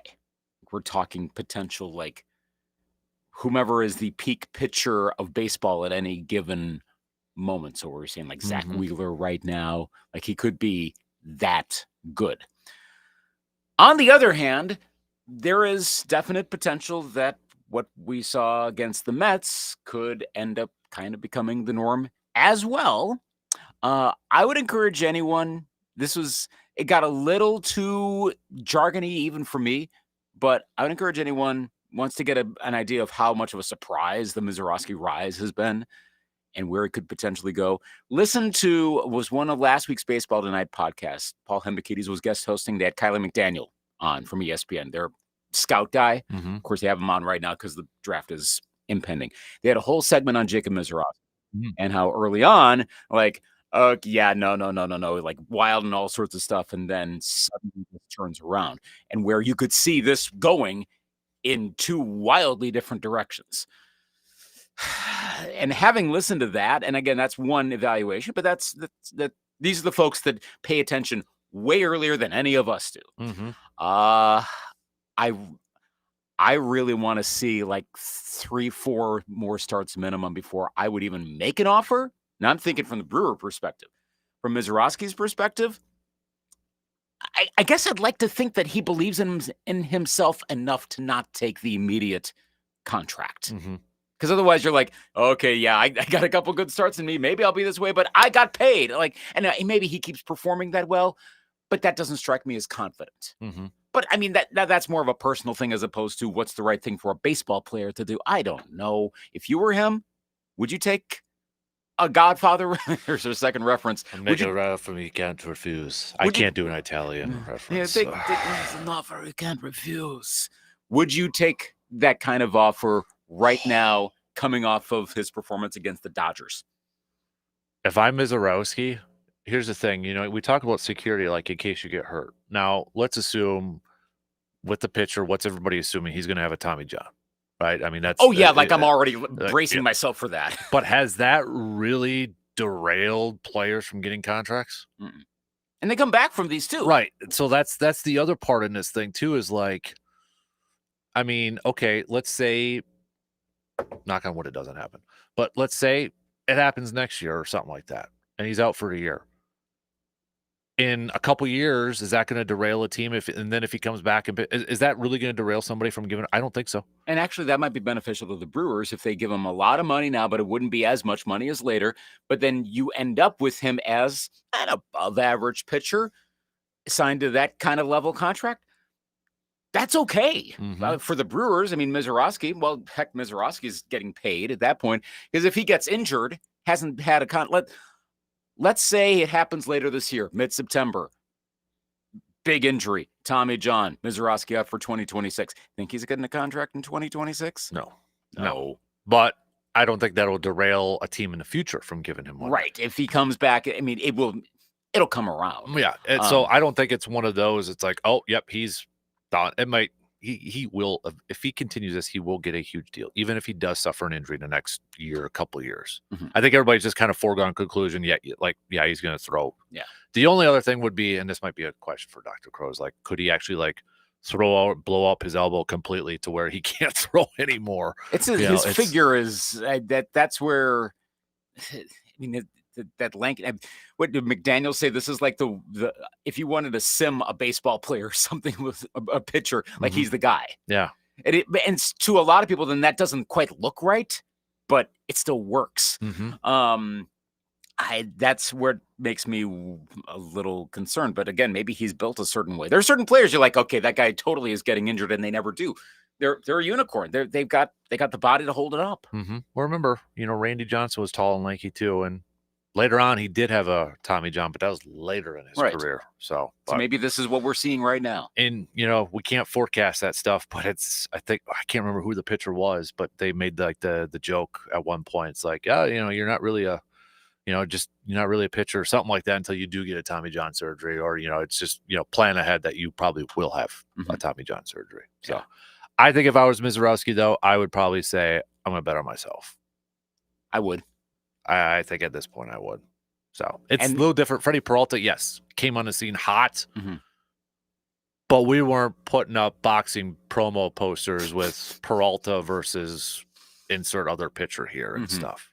So it's an intriguing balance because if there is a problem for Mizz is a quicker injury. Let's say it happens in August or September. Immediately makes everyone go, oh, he's never going to be durable. I guess my example of if he went out later this season, had a Tommy John in a worst case scenario, and then becomes an above average pitcher, maybe that's the trajectory, but that's sure going to bring down initially the contract offers. And then again, I guess then there's not okay, how long is he signed? Well, he's pre-arbitration right now, so that's essentially 3 years, and then you got arbitration after that. So, they control him for a few years here. So there's don't have to worry about the Yankees swooping in here. It doesn't work that way in case anyone. And honestly, I feel like it is a very different situation from Paul Skeens because nobody trusts the Pirates to actually build around him to be a winner. The Brewers have that reputation. They're showing it in the past few weeks. This is what they do. Yep.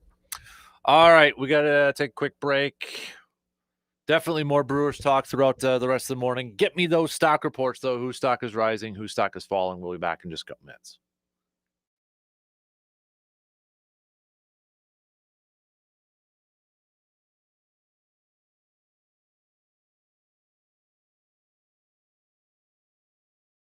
Homeowners, businesses, if you're ready to clear it, dig it, or demolish it, we got you covered. From tearing down old barns, sheds, and homes to clearing land, digging ponds, and shaping your property the way you want it, fast turnarounds, and absolutely no BS. We don't wait around. Just solid work done right. Call 715 Excavating at 715-470-0715 or visit us online at 715excavating.com.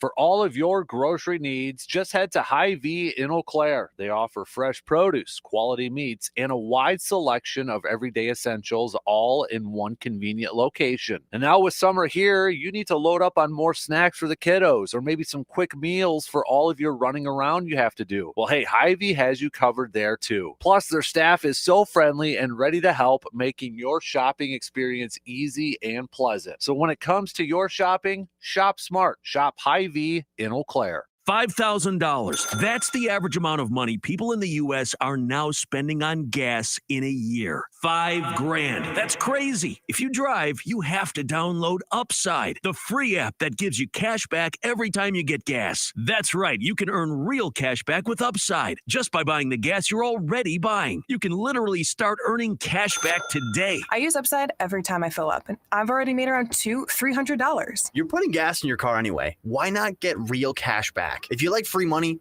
download Upside. I'm saving the cash I earn from using Upside to help pay for a vacation later this year. Download the free Upside app now to earn cash back every time you buy gas. Use promo code RADIO to get an extra 25 cents per gallon on your first tank. You can cash out anytime right to your bank, PayPal, or a gift card for Amazon and other brands. Just download the free Upside app and use promo code RADIO for a 25 cents per gallon bonus on your first tank. That's code RADIO for a 25 cents per gallon bonus. Paul's new drone startup just lost its most genius computer scientist. We just lost our best genius to some new genius who's got a genius new idea. I'm going to have to find a new genius or two half geniuses and fast. He needs a computer scientist that can keep his startup from falling down. I need Indeed. Indeed you do. When you sponsor a job on Indeed, it's easier for talented candidates to find it, which makes it easier for you to hire them. Visit Indeed.com/credit and get $75 towards your first sponsored job. Terms and conditions apply. Prime Day is here. With great kitchen deals, greatness is a deal away. So if you love baking, you can get a deal on a new mixer, transforming you into the Lord of the Loaves. Hear ye, make way for the baron of brioche, the sultan of sourdough, the Lord of the Loaves, Prime Member Dave! Yeah, hi? Shop great Prime Day deals now. Broadcasting live from the TDS Sports Talk 105.1 studios, it's the Dan Kasper Show.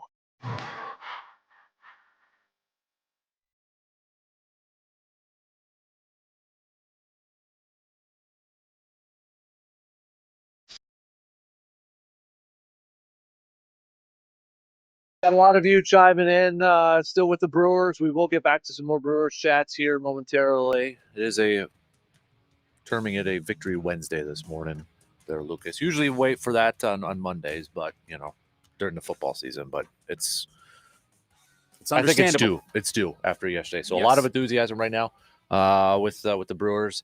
And so we'll get back to that, including an updated potential top 40 trade big board from The Athletic. And lo and behold, every Brewer player that they had on version 1.0 is not on the list anymore. Freddie Peralta was listed number 2. He's completely fallen off there. So Wow. they're on the board. A lot of Twins though. A lot of Twins players on there. So I'll get your reaction to that. So definitely got some more baseball talk coming on. So hold on to those thoughts. We're going to switch gears here a little bit and chat a little football. Packers training camp opening up 2 weeks from today, and we've been doing a little bit of a training camp preview series here, just quick highlights and such. But with training camp opening up, the first practice 2 weeks from today, Joe, what is the position group that you are most excited to see hit the practice field here in a couple weeks? Running back. I want to see Marshawn Lloyd. And we know what Josh Jacobs can do. We know what Emmanuel Wilson did. We even know what Chris Brooks can do.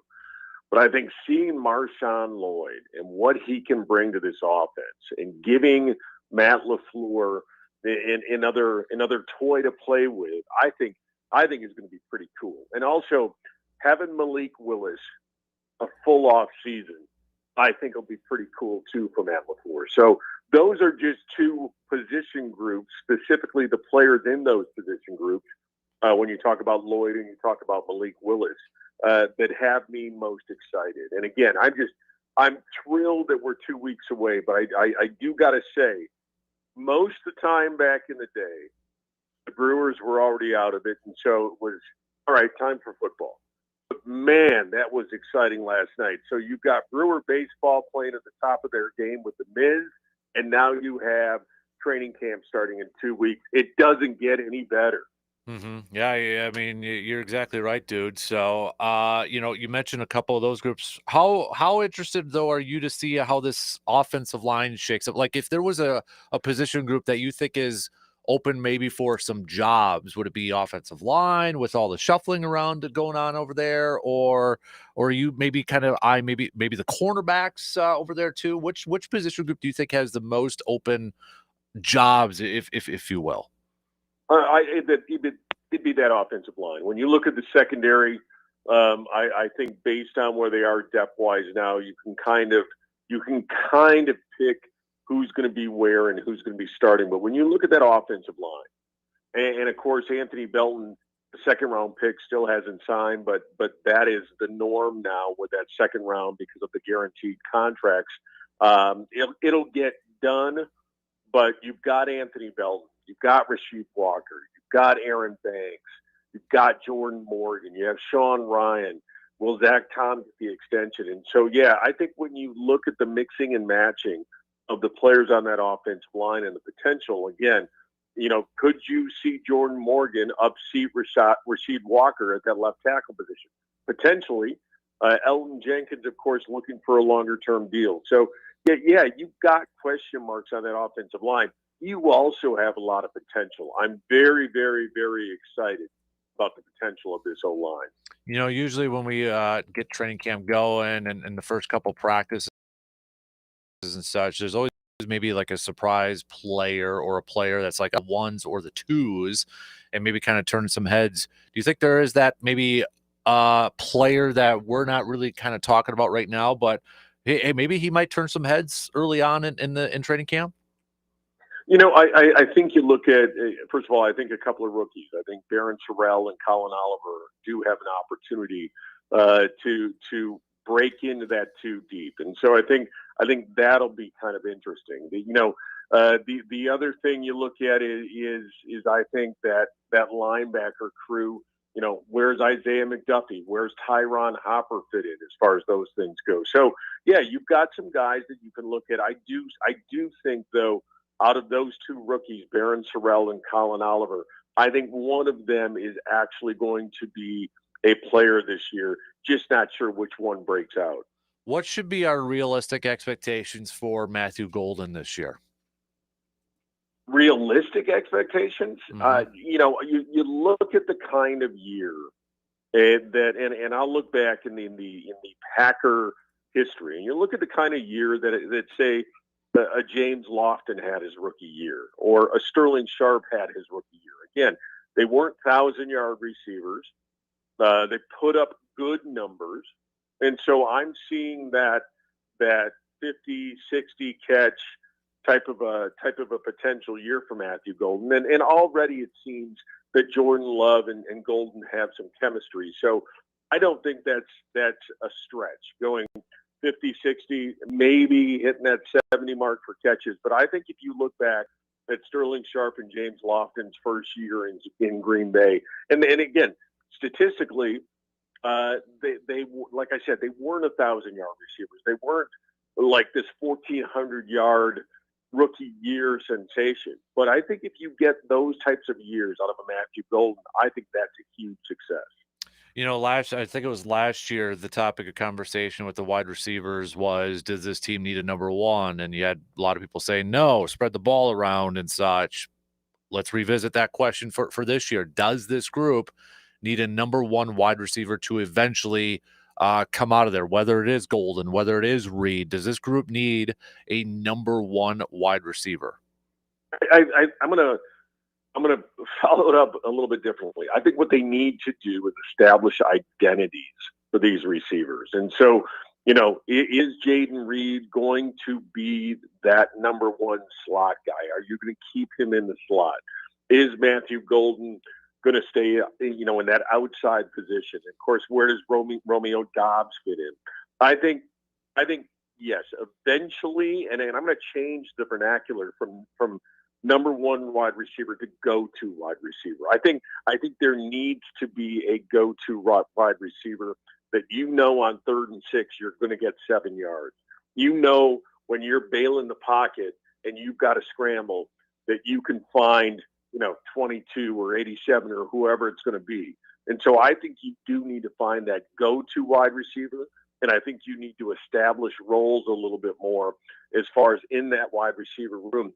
What your expectation is of player X, what your expectation is of player Y. I think that's what Green Bay needs to find this year, whether it be Reed, Golden, Romeo Dobbs, whatever role Savion Williams will play, and then what happens when Christian Watson gets back, if he does get back this season. So again, I think establishing roles and finding a go-to wide receiver, I think, are critical. So you mentioned a lot of wide receivers in there, and this was a Packers team that ran the ball a ton last year. Could you see a shift, in philosophy this year on the offensive side where maybe they're back to throwing the ball a little bit more and not solely relying on Josh Jacobs as much as they did last year? No, I think it's going to lean into the play action pass more. I think going from a zone blocking scheme mid-year last year to more of a duo type of blocking scheme to better accentuate Josh Jacobs' skills and what he brings to the table. I think that was a permanent switch, and I think that's why you see Aaron Banks in there right now, as far as how big he is. And you look at what Goody said about Anthony Belton, he's a road grader. So I don't see them leaning more on the pass. I see them leaning more on the play action pass and playing off that run game. And I think, again, with Jordan Love being healthy, I think you're going to see him under center more so that play action pass can even be more effective. So with just 2 weeks left to go here for our first practice and hitting the training camp field and such, a lot of talk about this year with Jordan Love and bounce back and all that sort of stuff. What's kind of your early expectations or what's your early thoughts on the type of season that Jordan Love is going to have this year? My biggest thing with Jordan Love has been the accuracy. And I know there's been a lot of talk about the drop balls, which obviously affects his completion percentage. But I want to see him start out of the gates at least at that 65% completion percentage. That's the biggest thing for me, is I want him to start early with really nailing down his accuracy. I want him to come out of the gates with a couple of 70% completion games. And when you look at after that first quarter of the season or so, he's completing 65, 66% of his passes. I think that's going to be the difference maker, because on two fronts, that means Jordan Love is playing better, and that means his wide receivers are playing better. Because if you look back at both of his years as a starter, he struggled with completion percentage and accuracy early on in the year. And so that's what my expectation for him is 65% completion. And again, staying healthy, that's number one. And again, hitting that 30 touchdown barrier. I think for Green Bay to go further in the playoffs, he needs to be the guy. And I think, again, if you're talking that 65 to 70% completion percentage, 30 to 35 or 35 and above touchdowns, a really healthy touchdown to interception percentage, you're talking about a guy who's probably a top 5 quarterback in the league. And so those are my expectations. But again, early on, I want to see that completion percentage improve, because that again shows improvement on two fronts, the wide receivers and the QB. Joe, one more question before we let you go. There's been a lot of talk from at least fans on social medias and such about special teams and not really, fans of Rich Bisaccia and the job that he has done with Green Bay. Do you feel like, we talk about Matt LaFleur and how big of a season this is for him and such. For Rich Bisaccia, do you think he's kind of on the hot seat, or do you think some fans are just making a bigger deal out of it? I don't think look, I think it is a big deal. All right. I do, but I don't think Rich Bisaccia is on the hot seat. I think when you look at his role, and again, he is special teams coordinator, but he's also assistant coach. And so we've often said, when you have a younger coach who is the head coach who also calls plays, you've got to have someone on your staff with experience that you can lean on to be that assistant coach. And I think that's where Bisaccia's strength is. And I think players love playing for him. Do special teams need to improve? Absolutely, 100%. Again, it's the third phase of the game. You need to get that back up to where it's at least competent. But I think Rich Bisaccia brings so much more to the table that we don't see, that Matt LaFleur leans on, that makes him very valuable.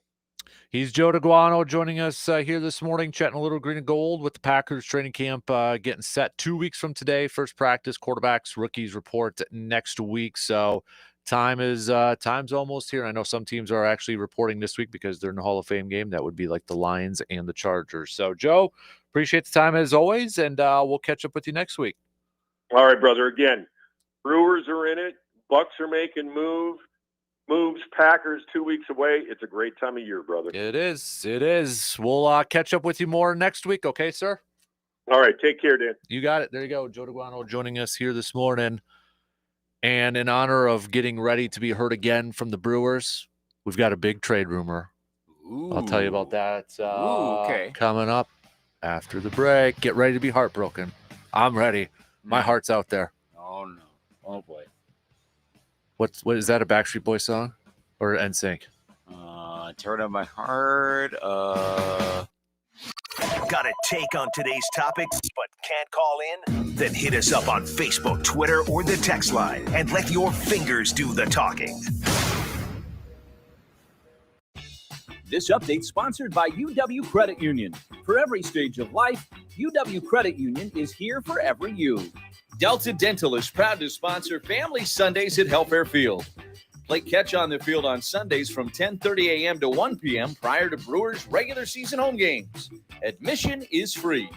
Join UW Credit Union at uwcu.org, insured by NCUA. Save big on everything for your next project when you shop at Menards. Suncast sheds have the storage space you need for any backyard, whether it's protecting equipment or storing yard tools. Suncast's durable, low-maintenance outdoor sheds come in a variety of styles and sizes to suit your needs. Pick up an in-stock Suncast storage shed today. Plus, check out our weekly flyer on Menards.com for all our great deals happening this week. Save big money at Menards.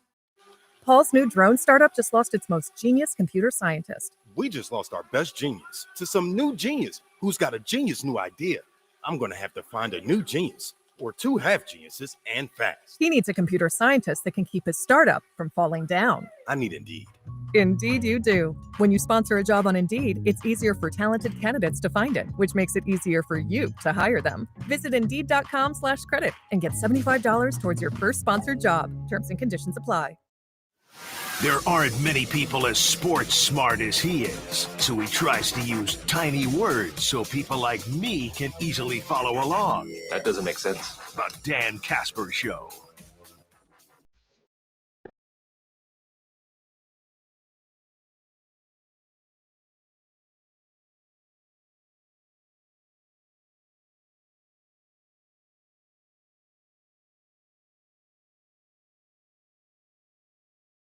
All right, you ready to hear a quick rumor? This is from The Athletic. Jim Bowden was doing a little bit of a mailbag with that.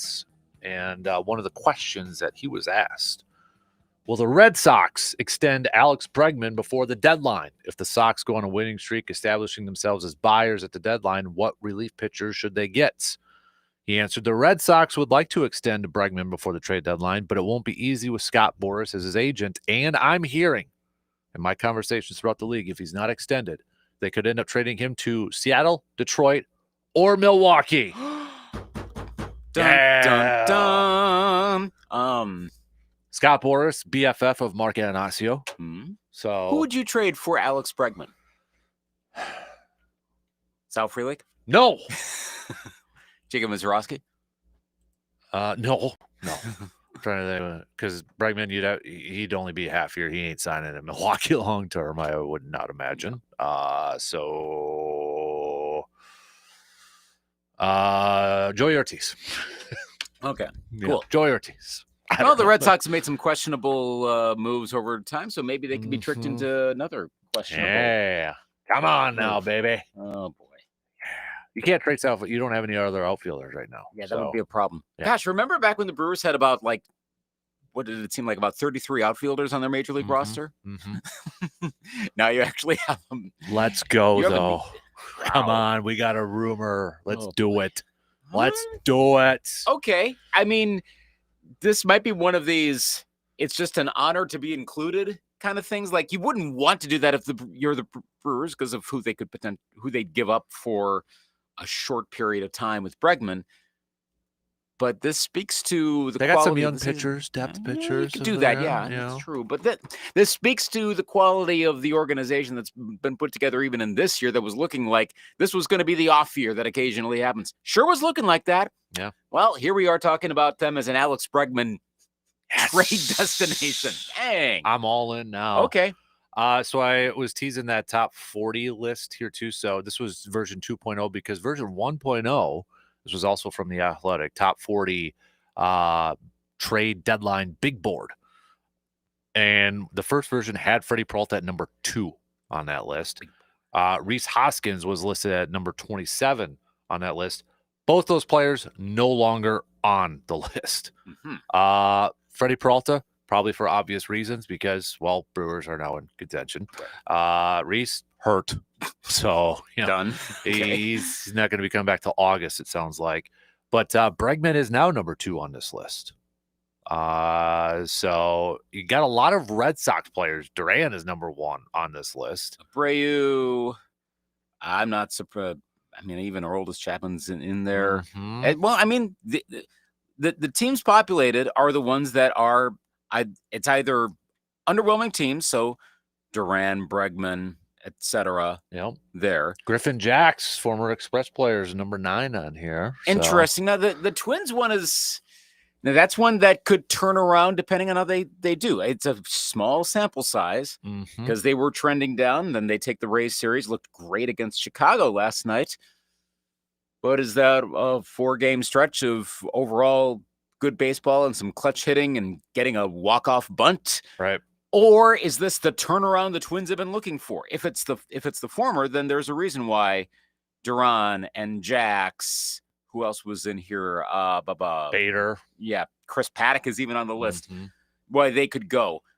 By the way, in case you're wondering, and I mentioned, hey, Byron Buxton could be traded. I did not realize, no trade. He's not going anywhere. You don't think so? He pretty much can't. Okay. At this point, he's going to be around. Plus, this pointed out in the story. I think this was a Judd Zolgad Substack. A lot of other teams would look at the same injury history we keep talking about.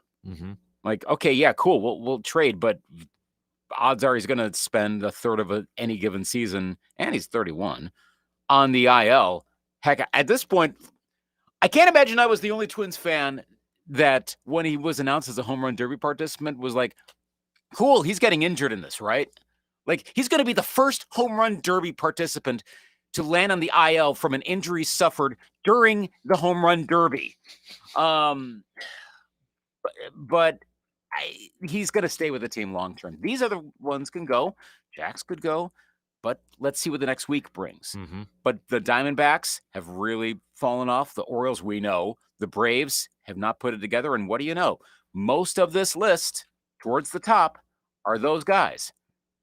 With a handful of exceptions that have Sandy Alcantara has been talked about as a trade possibility for a long time, even with Miami performing as well as they have, relatively speaking. I'll tell you, because I went through the list to see, because if you click on the player, they give you like 3 teams that could be possible matches. And the Brewers were listed for a few of them. And the highest one on this list, if we use the ranking, was Abreu from the Red Sox.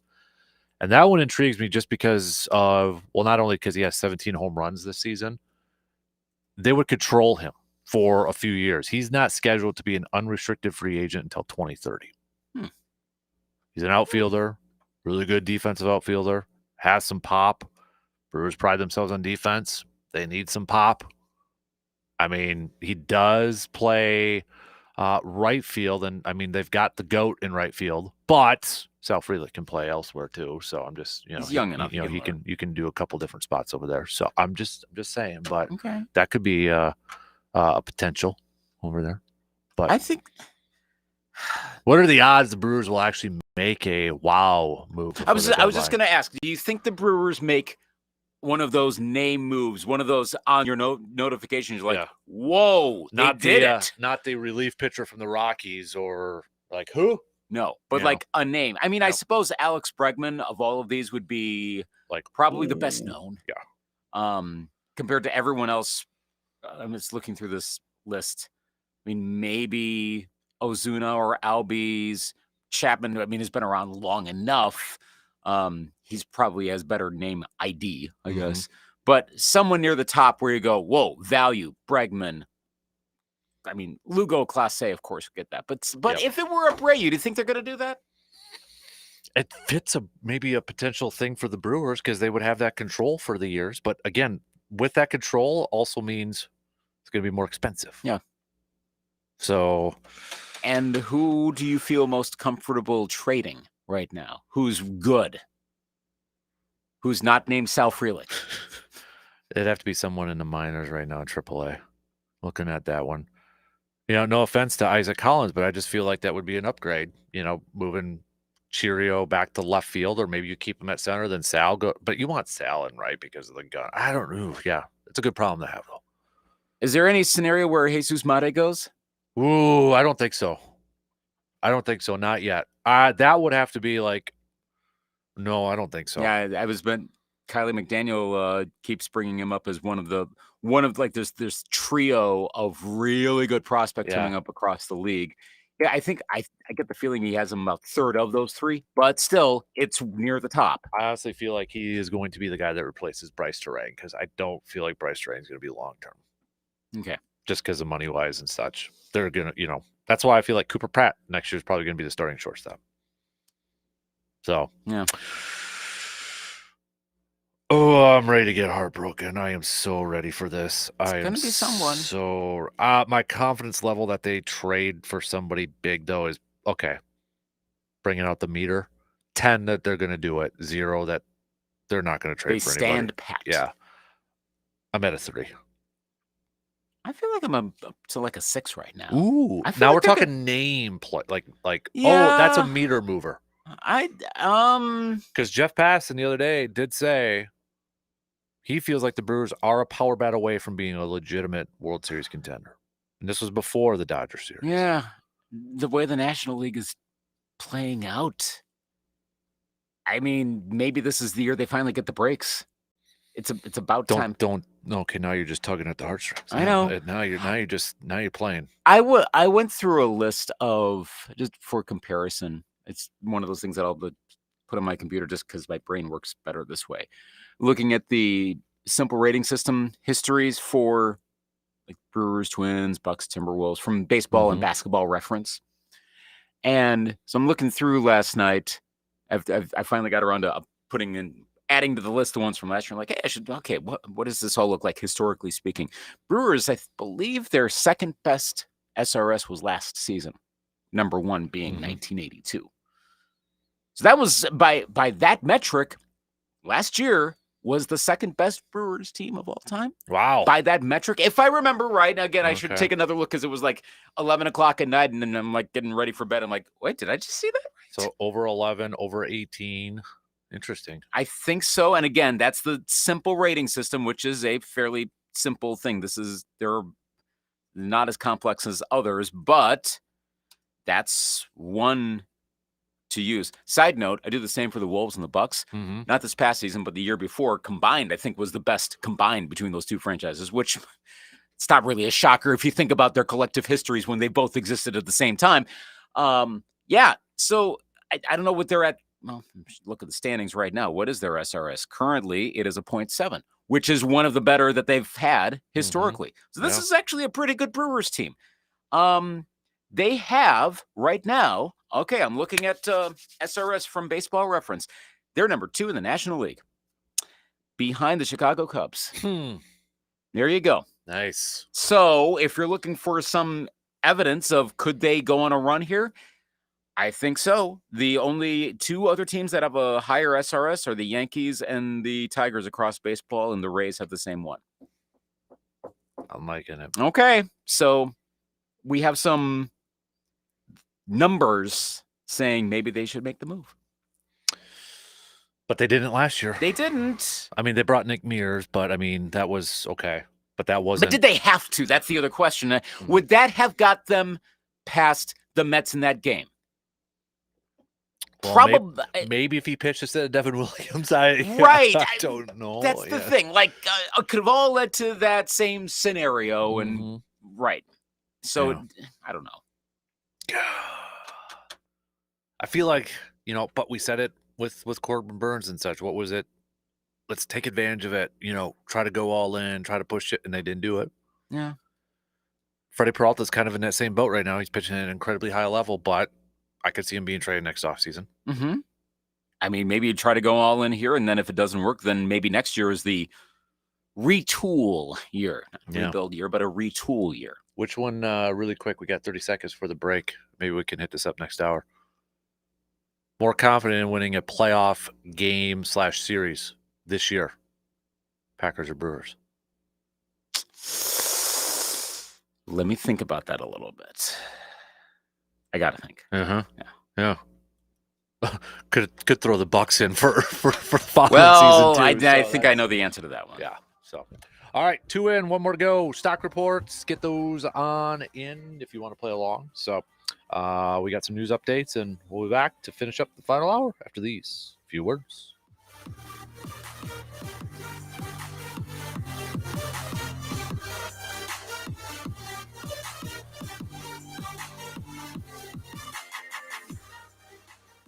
WAYY Eau Claire, W286CK Eau Claire, Sports Talk 105.1 and 790 AM. From the 715 Newsroom, it's your news done differently with Morgan McCarthy. Well, good morning. Here's what we're learning today as the Dairyland connects to the Lone Star State. Of course, all eyes on Texas after devastating and deadly flooding in that area. And now members of Wisconsin's Urban Search and Rescue Team are heading that way. The crew left Volk Field yesterday morning to help victims of those floods along the Guadalupe River. They're bringing 3 canines, a utility all-terrain vehicle, and some medical supplies to help with the search and recovery efforts there. And there's a local connection as well. Menominee Fire Department's involved. The crew is made up of team members that include Janesville, Green Bay, and Menominee fire departments. Well, higher education could see a higher price tag here in our state. Tuition hikes are proposed for the universities of Wisconsin. UW President Jay Rothman asked for an up to 5% tuition increase. The increase would apply to resident and undergrad students for the 2025-26 school year, so coming up fast here. The UW Board of Regents is considering approving that change tomorrow. And calling all cool kids, Coupe is back in a big way as Eau Claire hosts the 18th annual U.S. National Coupe Championship this weekend. That'll be at Eau Claire Soccer Park, and it matches last year's world record with 144 3+ player teams in our area, and that includes teams from over 25 different states and Belgium. Find the full details online. You can knock those down at 715newsroom.com. Don't wait for the holidays to frost those cookies. Today's National Sugar Cookie Day. Sugar cookies are typically a winter holiday staple, but slap on some frosting and cheerful sprinkles, and you have yourself a summer treat. You can bake them on your own or buy them, no judgment. Crumbie Cookie says the average American eats about 200 cookies every year. That's nearly 4 a week. A lofty but achievable goal. I'm Bree Tennis. And the challenge was issued here in the office to get Kasper to turn that frown upside down, try to get a smile to crack on his stone sour face. The goal, 12 smiles in a month. That's nearly 4 a week. A lofty but achievable goal. I'm on it. For Sports Talk 105.1. I'm Morgan McCarthy. The midweek is off to a pleasant start as skies are clear and conditions are favorable once again for patchy fog, so you do want to keep that in mind for this morning's commute. It is going to be a beautiful first day for the Northern Wisconsin State Fair as we are looking at abundant sunshine, seasonable temperatures in the low 80s. Moving into tonight, mostly clear. We'll cool down to around 60, a mix of sun and clouds tomorrow, a high of 85. On 13 First Alert, meteorologist Derek Dahlman. I went hands-free. I went hands-free. I went hands-free. I went hands-free with Skechers Slip-ins. Join the millions of people who are celebrating going hands-free with Skechers Slip-ins. Footwear you just step into and they're on. It's crazy how something as simple as a pair of shoes have made my life better. After trying Skechers Slip-ins, I want all my shoes to have this technology. See what everybody can't stop talking about. Go hands-free with Skechers Slip-ins at a Skechers store, Skechers.com, or wherever stylish footwear is sold. Rapid radios are instant push-to-talk walkie-talkies offering national LTE coverage. For a limited time, go to rapidradios.com now for 60% off and free UPS shipping. Add code radio and get an extra 5% off. From the hardwood and the diamond to the gridiron and the course, Dan's got you covered with his trademark blend of sports passion and knowledge. He has the sports info you want and the sports therapy you need. So get your game face on, people. Let's go get some bell, huh? Put up a shut up turn. We gotta get it started from the jump. Play big. Let's go. That's what legends made, man. It's showtime. Welcome to the big leagues. Let's go. Because it's the Dan Kasper Show. Final hour kicking off right now on this Wednesday morning. Reminder, Brewers, Dodgers, final game of the series. Early game, getaway day for the Dodgers. They want to get out of town. 1:10 first pitch. Coverage will begin about 35 minutes prior to that. So make sure you have a radio in your office or go in your car and tune into 105.1 FM and 790 AM to listen to Quintana and the Brewers sweep the Dodgers later this afternoon. Let's do some stock reports, shall we? Do some stock reports. Whose stock is rising? Whose stock is falling? Whose stock is rising? We'll start off with that. Brewer pitching. What's the stat from last night? So Kurt Hogg was posting this on social media last night from the Journal Sentinel. So like last night, Mizz, Koenig, Uribe, McGill, 99.34 miles per hour on fastballs. Fastest average fastball velocity in any single game by a team in the pitch tracking era. This goes back to 2008. Still, that's awesome. Brewers, another stat from him. 38 pitches over 99 miles an hour. That's the most in a single game in Brewer history. And the next two single game highest totals are Mizz starts. Yeah. They're throwing the ball fast. It's not just that they're pitching well, it's they're pitching with heat. Hard. Yeah. And it's working. I know that's the classic when is it burnout sort of thing. Well, if you can do it across several pitchers, then you probably have some depth. I'd like to think there's some depth. I mean, you just don't want to burn them all out either, because that's another thing. File this away. This doesn't necessarily involve the Brewers, but this might involve a Brewer opponent. Another thing from the Baseball Tonight pod. That's something you want to keep an eye on. Teams that have like remarkably good bullpens earlier in the season, not always tend to flame out come October. So I whatever that team might be that the Brewers end up facing, like say the Padres are known for a good bullpen. Well, what if they face them in the first round of the playoffs? Could be advantage Brewers potentially. But that's probably a lot of hard throwing. That's going to wear down those pitchers as time goes along, especially if they're overused. I don't think it's happening overall with the Brewers. I think hopefully they found the right spot. Every so often, a lot of hard throwing pitching, and then you can cycle back the other way. Speed as a weapon is good, and right now I think they got it. Yeah. My stock riser is the Brewers, and my all my chips going into the Brewers right now. It's just I'm just making that general. Like last night, I don't want to put all, like just off of one game, but that was one of those games last night in the series where we have those in every year, like different sports, a certain moment where it's like, okay, I'm in now, let's go. That was that last night for me for the Brewers. That was that game, and just seeing. The biggest thing for me that impressed me about Mizz yesterday was, he's coming off of we knew it was going to happen. He was going to have a poor performance at some point, and he had that against the Mets. So the question is like, okay, how does he rebound? He's had all this attention to him. This was his first chance to kind of like How does he come back from a poor performance? And then his first batter is Ohtani. And what does Ohtani do on an 0-2 pitch? Takes him deep to center. And it's like, oh boy, and then what does he do? It's like he got pissed off and turned on a switch and is like, screw it. And just like started fanning down dudes after that. So, I mean, that to me was like the most impressive thing. Is like, he just like, that didn't let it bother him. And it was like, it got him more focused and dialed in.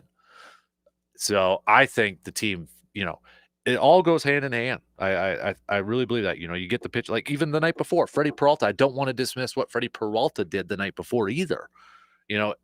Teams feed off of that. When you get dominant pitching like that, you want your offense to feed off that, and the Brewers have been able to do that in small spurts. Last night it was just 3 runs. 2 runs, in like the 3rd, 4th inning, whatever it was, and then Sal Frelick's home run for some insurance in the 8th. But overall, this team is just clicking right now. Yeah. So that's my stock riser.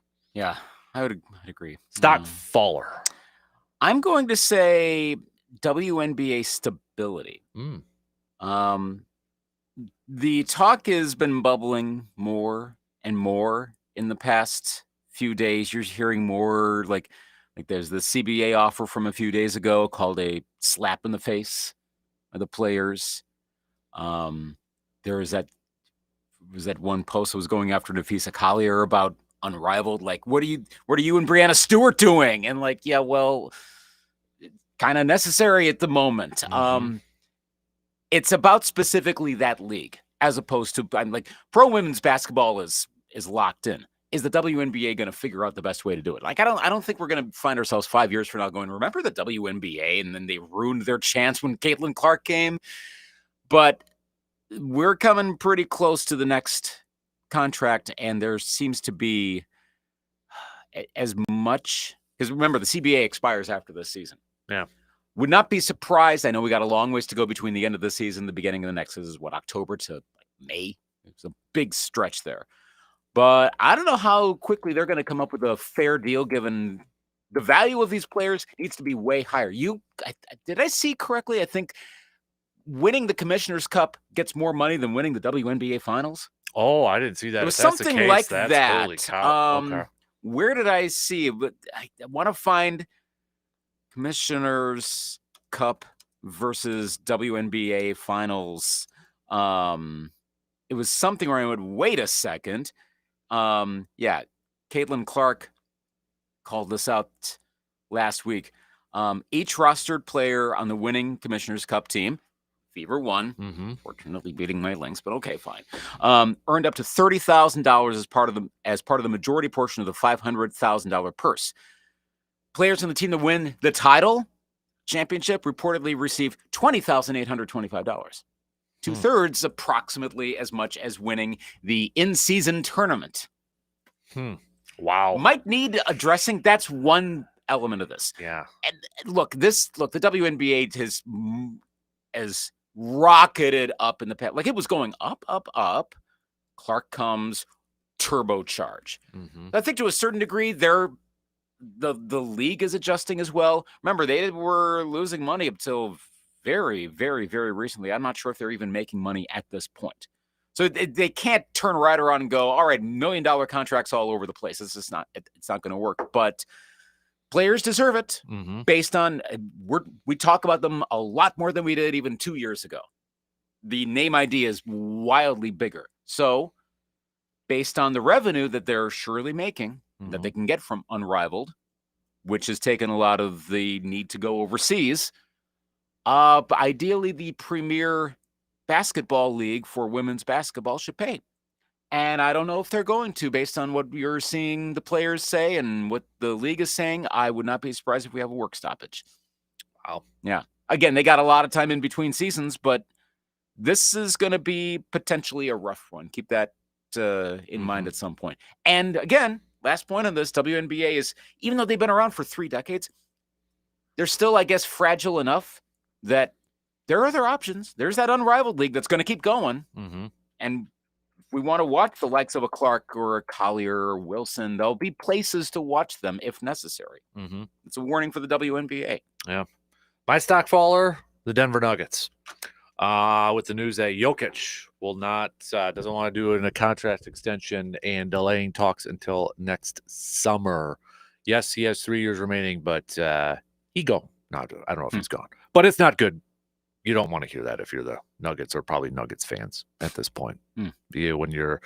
When there's your 3-time MVP and superstar player says, "Nah, I don't want to talk extension," because then it's like, oh boy, what do we got to do this year to make him say, "Yeah, let's do"? Because you know what I mean. Like there may not be any negative feelings towards that, but you don't like to hear like your star player that you're building around say, "Hey, I don't want an extension right now." They did the coach change and then this. The new GM change too. Yeah. So it's like, let's, again, it could be nothing, but it probably wouldn't make if I'm a Nuggets fan, I'm maybe a little worried. Yeah. Welcome to Bucks fandom, Nuggets fans. Kind of, yeah. You get your one title with a unicorn player.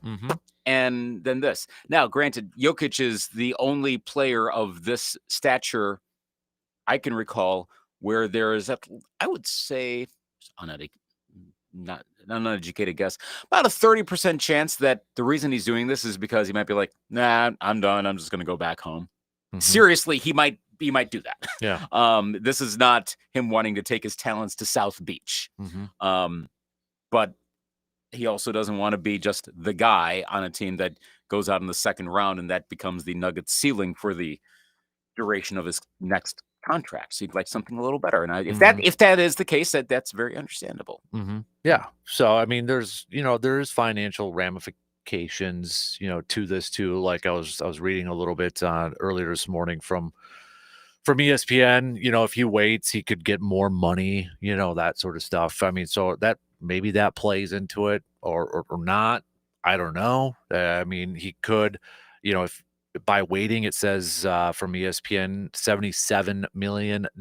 So, I mean, that is a big chunk of change there too. That could be a business side of it. But where I'm coming from this is like, again, welcome to Bucks fandom. Nuggets fans being like, oh no, is there something brewing? Because you're going to start to think that. You're going to start to think, oh boy, does that mean he wants out? Does that mean he's unhappy? You're trying to like figure it out. It could be nothing. And it could just be something simple as he just wants more money and playing the long game. He's not hard up on cash, I would imagine. I think his horse just won in a race or something I saw over the weekend too. So he's good. He's fine. So, but if you're a Nuggets fan, you're probably freaking out just a little bit. I would. At least you have the title to fall back on. I know that's the past way of looking at it, but that's something I always have to remind Bucks fans. You do have it's going to fade with time, obviously, but you do have that title, and not a lot of teams can say that. But you'd rather not go into death world too fast either. Yeah. So, all right, let's take a quick break. We'll have more baseball talk coming up here. Brewers, Dodgers coming up in just a matter of hours. Heck, you could go to the Express game. You could probably watch a lot of baseball. Game 1 of the Express today, 11:05. Brewers at 1:10. Then the next Express game's at 6:35. Nice. Lots of baseball for you today. So, quick break. We'll be back after these few words.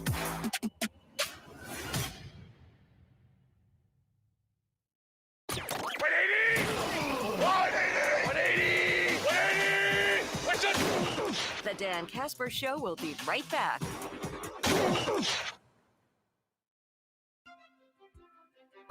Melissa Peterson here for Franz and Bank in Eau Claire. Do you want to maximize the interest on your deposits? There is no need to look any further. Earn a premium rate when you open a Real Results checking account with us. Treat your deposits right and take advantage of this fantastic offer. Stop by the Eau Claire office today or conveniently open an account online at franzandbank.com/realresults. Franz and Bank and Trust. Real people, real results. Member FDIC. Hey everyone, Dan Kasper here, and I gotta tell you, I've been spending a lot of time at the VFW Post at 305 in Eau Claire, and honestly, it's one of the best spots around. Whether you're looking for a friendly place to relax, catch a game, or enjoy great food and drinks, they've got you covered. The atmosphere is welcoming, the people are awesome, and the events are always a good time. It's the kind of place where you feel like you belong right away. If you haven't checked out VFW Post 305 on Star Avenue, I highly recommend you do. It's quickly become my go-to spot in Eau Claire. Grant here for Kai's Chevy Town, just a minute off of Interstate 94, exit 41 on the north side of Menominee. They're a short drive from anywhere, and they've been helping folks find their car and keep that car going now for 3 generations. They put me in my Malibu last September. I can't say enough good things about the process and the people that I worked with. I think the thing that jumped out most to me is when I inquired and I gave them a call about a car that I saw on their website. They didn't try to upsell me. They didn't say, well, you could go a couple years newer. You could go with this fancier, newer model with these new bells and whistles. I said, I'm looking for a reasonably priced used car, which would be an upgrade for me. I saw this Malibu, this 2018 on your website. I think it's perfect. And they said, that's an excellent car. It's going to work great for you. You're going to love it. Let's make it happen. And the quote unquote sales pitch began and ended right there. That's the kind of experience people should have when purchasing a car, whether it's brand new or just new to you, something pre-owned. You can start the process that I started last year. Just go to ChevyTownUSA.com to see their inventory and give them a call with any questions that you might have. Be wise, see Kai's for the best buys.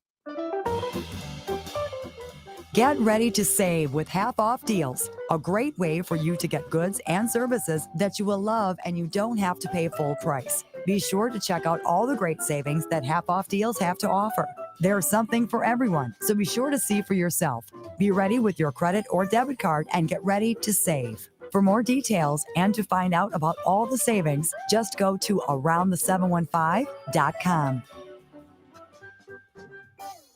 Pickleball is the fastest growing court sport in the world, and no one makes playing pickleball safer, more comfortable, and quicker on your feet than Tyrell. Tyrell is the first purpose-built shoe made specifically for playing pickleball. Tyrell shoes are made with the famous Vibram outsole. Remember, Tyrol. If you want to elevate your game, you want to play longer, more comfortably, go to TyrellPickleball.com and experience how Tyrell can help your game while making you look like a real pro.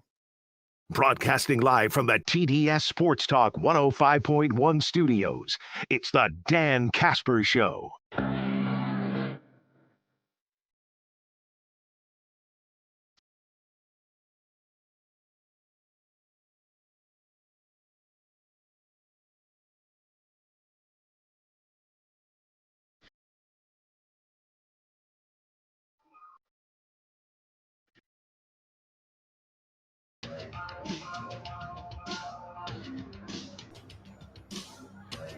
We got training camp 2 weeks starting. First practice is 2 weeks from today, but you're starting to see, I saw yesterday, the Buccaneers teased a new uniform or throwback. I mean, it looks like they're going to their creamsicles for an alternate. They're going to do the different creamsicles. So what they've had the orange jerseys, so now they're going to do the white jerseys. They wore those at, I mean, they would oftentimes wear them at home because you're playing down in the South. Commanders just announced their alternates, which is essentially the same that they wore, just different logo on the helmet. Literally, it is. They picked up right where they left off when they switched to officially Commanders. It's the same.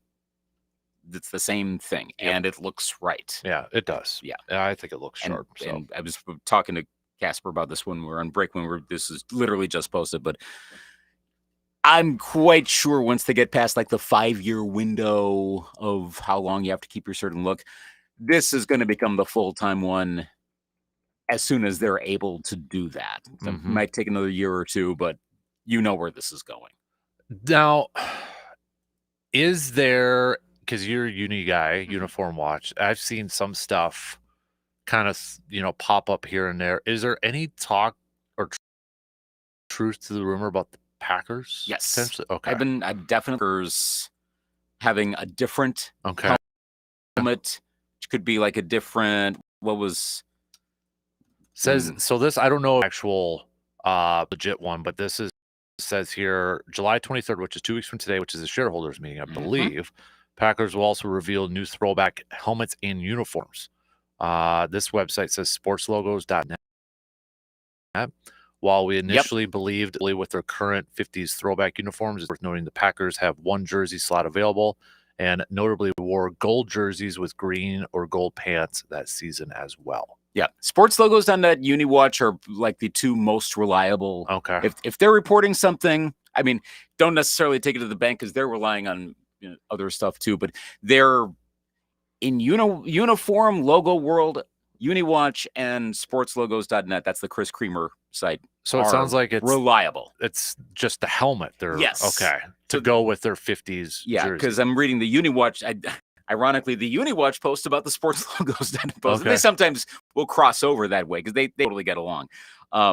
But Andrew Lynn from sportslogos.net said that, try to replicate the leather look. If they do replicate the leather look, because I'm going to have to buy one. Because the quote is from Lind that the belief is that they are, quote, on the verge of wearing the first airbrushed helmet in NFL history, one that mimicked yellow leather helmets the franchise wore in 1950. So, son of a gun. So there goes a paycheck. So maybe it would look like, and we do it seems like every 3 weeks we have something where we're going to talk about a visual thing on the radio, but yeah, the Don Hudson one. Yeah.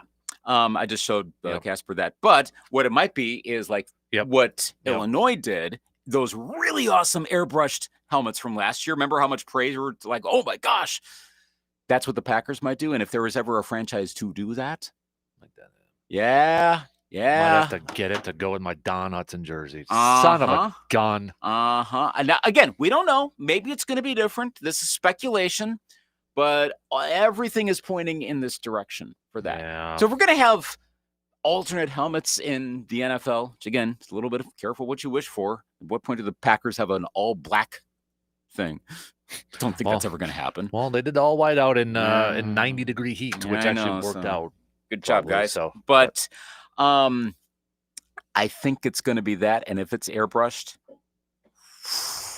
it's going to look sharp. And the thing is I know probably a lot of fans are rolling their eyes and that they will sell out. Oh, they will. They 100% will. Because, well, especially if they're the first to do it. That's the key. We have the icy white thing. Everyone's doing it. Like you just said, Packers do it. Yep. Do something different.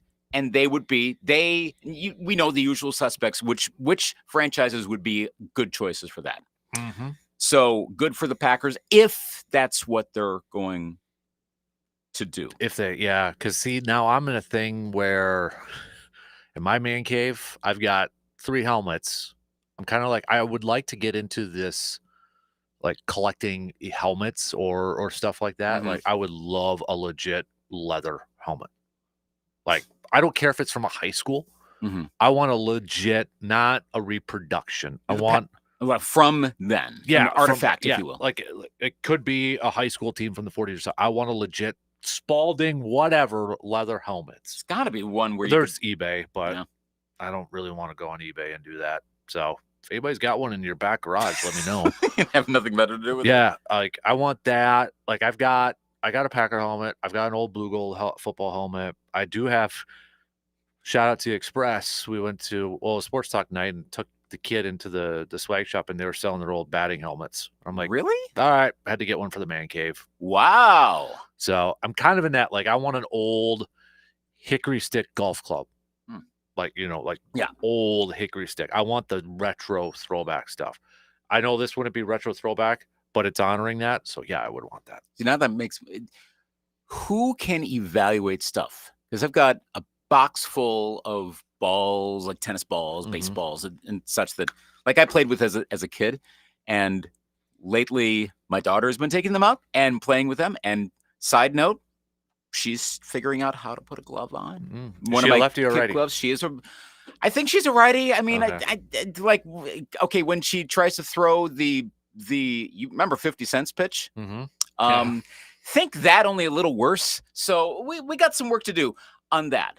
I shouldn't rip on her too much because sometimes she can actually do a really good. There have been a couple times she'll like do like an accidental toss forward, and it's like she fireballs her right towards me and I catch it. I'm like, dang, that was a good throw. That has happened a few times. I think she may be the rare person in my lineage that has athletic ability. Nice. Anyway, in that box of balls, I forgot we have this really old baseball. It had to have come from my dad. I think. I mean, maybe it came from my mom because she would throw around baseball, footballs when she was growing up on the farm in Minnesota. Who can authenticate? Is there someone around here that can look at it and go, "Oh, this is from," not specifically to the year? You need Antiques Roadshow essentially. Yeah, that there's one that's kind of roughed up to the point I'm like, gosh, when is that from? Yeah, I got a couple of what you could do, what I've done. I don't know if it would work with the baseball, but like I've got a couple old wooden bats from the early 1900s that my grandma had them and such. So I've taken like Google image search and done that. And the Google Lens? Yeah, yep. And done that and just kind of get an idea. It's an interesting point. I've been using Google Lens a lot more of late. I'm like, dang, this is handy. Probably wouldn't answer too much on that baseball, but maybe. I think that's one where I need eyes on it that can really feel it and go, oh, yeah, this stitching is from blah, blah, blah. But if anyone knows of anyone in the greater area that look at that, it might be worth a look. Yeah, but I've talked about the leather helmet for a long time. Like that's something I would, not the reproductions, something legit, sweat stains in there and everything. So boy, yep, that would be cool. I would love an NFL one, but those are probably a little pretty penny. Yeah. So how much are you budgeting for buying this? In all likelihood, Packers helmet that will probably be unveiled in 2 weeks or a week. So they're probably going to have the actual authentic $300, $400 one like the players wear. Then they'll probably have the replica that's, I'm assuming, close to 200. So I might have to start selling some stuff just to afford it. Hey, my birthday's next week, so maybe I could start a GoFundMe and, there's your birthday present. I mean, they should give first dibs to like shareholders, which is everybody. This is a lot of, it doesn't really narrow it down at all. I know. That thing is too, is like they're going to unveil it and be like, oh, it won't be available for sale until September. It's like, son of a. Probably. Who are they? Okay, so they're likely pairing it with the green, the all green uniform. So that's literally the 1950 look. So now, so what's the max number of times? What is it? 3 times you can wear an alternate? I think so. Yeah, because Washington's only wearing theirs 3 times. So I would assume that's against they're recreating the Denver Super Bowl look against the Seahawks. Interesting choice. And the Cowboys, of course. Thank you for doing that. And side note, the Commanders should always wear white at home against the Cowboys. That is, they sometimes don't do that. That's one of the rare those sports things that annoys you that really shouldn't, but it does. Don't wear red at home. Force them to wear blue. I know that goes back 45 years, but come on, that's the rivalry. Always wear white. Thank you guys for doing that this year. So, which games do you think, understanding that they're going to have their winter whiteout in late September? Hey, it was October last year. It was the beginning of October. Which game is most likely to have the winter whiteout? A really poor. Oh, actually, see, I'm not that far off because there is one home game in October. It's October 12th. It's the Bengals. Yeah. So is that going to be the winter whiteout? Probably. They got plenty of time in November to do it, and that's probably when they will. So if we're guessing here. You got to do the throwback helmet when the Bears come December. Yes. I think you got to do that. And it's early enough. It's not like the last game because you don't want to do it the last game. Right. Stuff gets a little weird then. Right. Yep. So that's December 7th. If they do so 2 more for this throwback? Potentially, they don't have to. Like, I understand why the Commanders are doing that because they're fan favorites. So I think Green Bay's only done it. They haven't done it the max 3. I think maybe twice. Well, 3 games. Maybe twice in a season, and now that they're trying to squeeze in the white stuff. So maybe 1 more for the throwback? I would think so. I mean, they could. They wouldn't do the Eagles. That's too much potential. Yeah. I mean, Philly could wear all white, but probably not. Sometimes they do it against like a not significant opponent, so that's where I could see maybe it being. It's the Commanders a week 2? Maybe. Actually, the color contrast on that would look great. Or maybe the Panthers in November. That's where I'm thinking they go with this. Probably them. I mean, maybe they do Cincy. But if they do the whiteout for that one. Oh my gosh, I was half joking about that. Like, really, I could see them doing that. He's so stupid. But would it? It actually kind of worked out last year because they made the Texans wear their dark uniforms on that hot day. So Now Cincy would have to it's wear black. Not the worst idea. I mean, and now Cincinnati could also wear all orange. That's if you remember true, last yeah. year, they broke out the ability to do orange pants and jerseys. Baltimore, if you're gonna do the winter whiteout, sorry, I'm not gonna stop mocking that until it's over. Do it week 17. I agree. Yeah. I 100% agree. Do it December 27th. It's right around Christmas. Yep. You can sell merch in the lead up to that. I know it's right after, but come on, gift cards, et cetera, et cetera. Actual winter. Here you go. You go December 27th, whiteout. Buy somebody tickets to that game along with a whiteout. Yeah. Thing. I mean, if you're gonna jump on the trend, that's where you do it. Don't do it in October. Don't do it September. They won't do it against the Commanders. No. And don't do it at the beginning of the season against the Lions. Wait till then. At least get into a month where snow is a possibility, a realistic possibility. Speaking of leather helmets, I will say the Jim Thorpe documentary on History Channel, not bad. Really? Not bad. Okay. I was wondering if we'd see a little bit of a glimpse, and we did see a little bit of a glimpse of Cub Buck. There was a picture of a team picture because they played on the same team, the 1919 or 1920 Canton Bulldogs. And it was one of those pictures, so like Jim Thorpe was at the top center because he was a top player, but right to it was kind of a tier right next to him was Cub Buck. That's Nice. how, yeah. So I took a picture of that and put it up on Facebook. But very cool. Yeah, not bad. Not bad. It was, I will say this. Not sure with a Jim Thorpe document. I'm glad Moranis was on there because he wrote a biography. Dave Moranis wrote a couple years ago. Jim Thorpe also wrote When Pride Still Mattered with Vince Lombardi. He was on there. Glad. Not quite sure.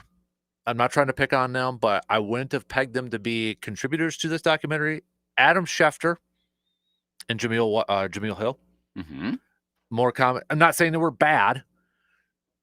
Actually, Jameel Hill wasn't bad. Schefter, I was still questioning why he was on there because he really didn't provide anything on Jim Thorpe. And I really noticed this with Schefter when he talks is he gets really, really high. You know, like, yeah. You know what I'm trying to say? Yeah. Like, really pumped up and like, it's just like, it was kind of annoying. Jim Thorpe, it's kind of like the modern. I was almost going to break into the Let thing. me see if I could find that. Like, you got to commit to the impression. He's kind of the modern day Ron Jaworski. Kinda. We spent 55 hours yesterday watching film on the. So this was a little bit of a teaser clip, and there was just like this part from Schefter.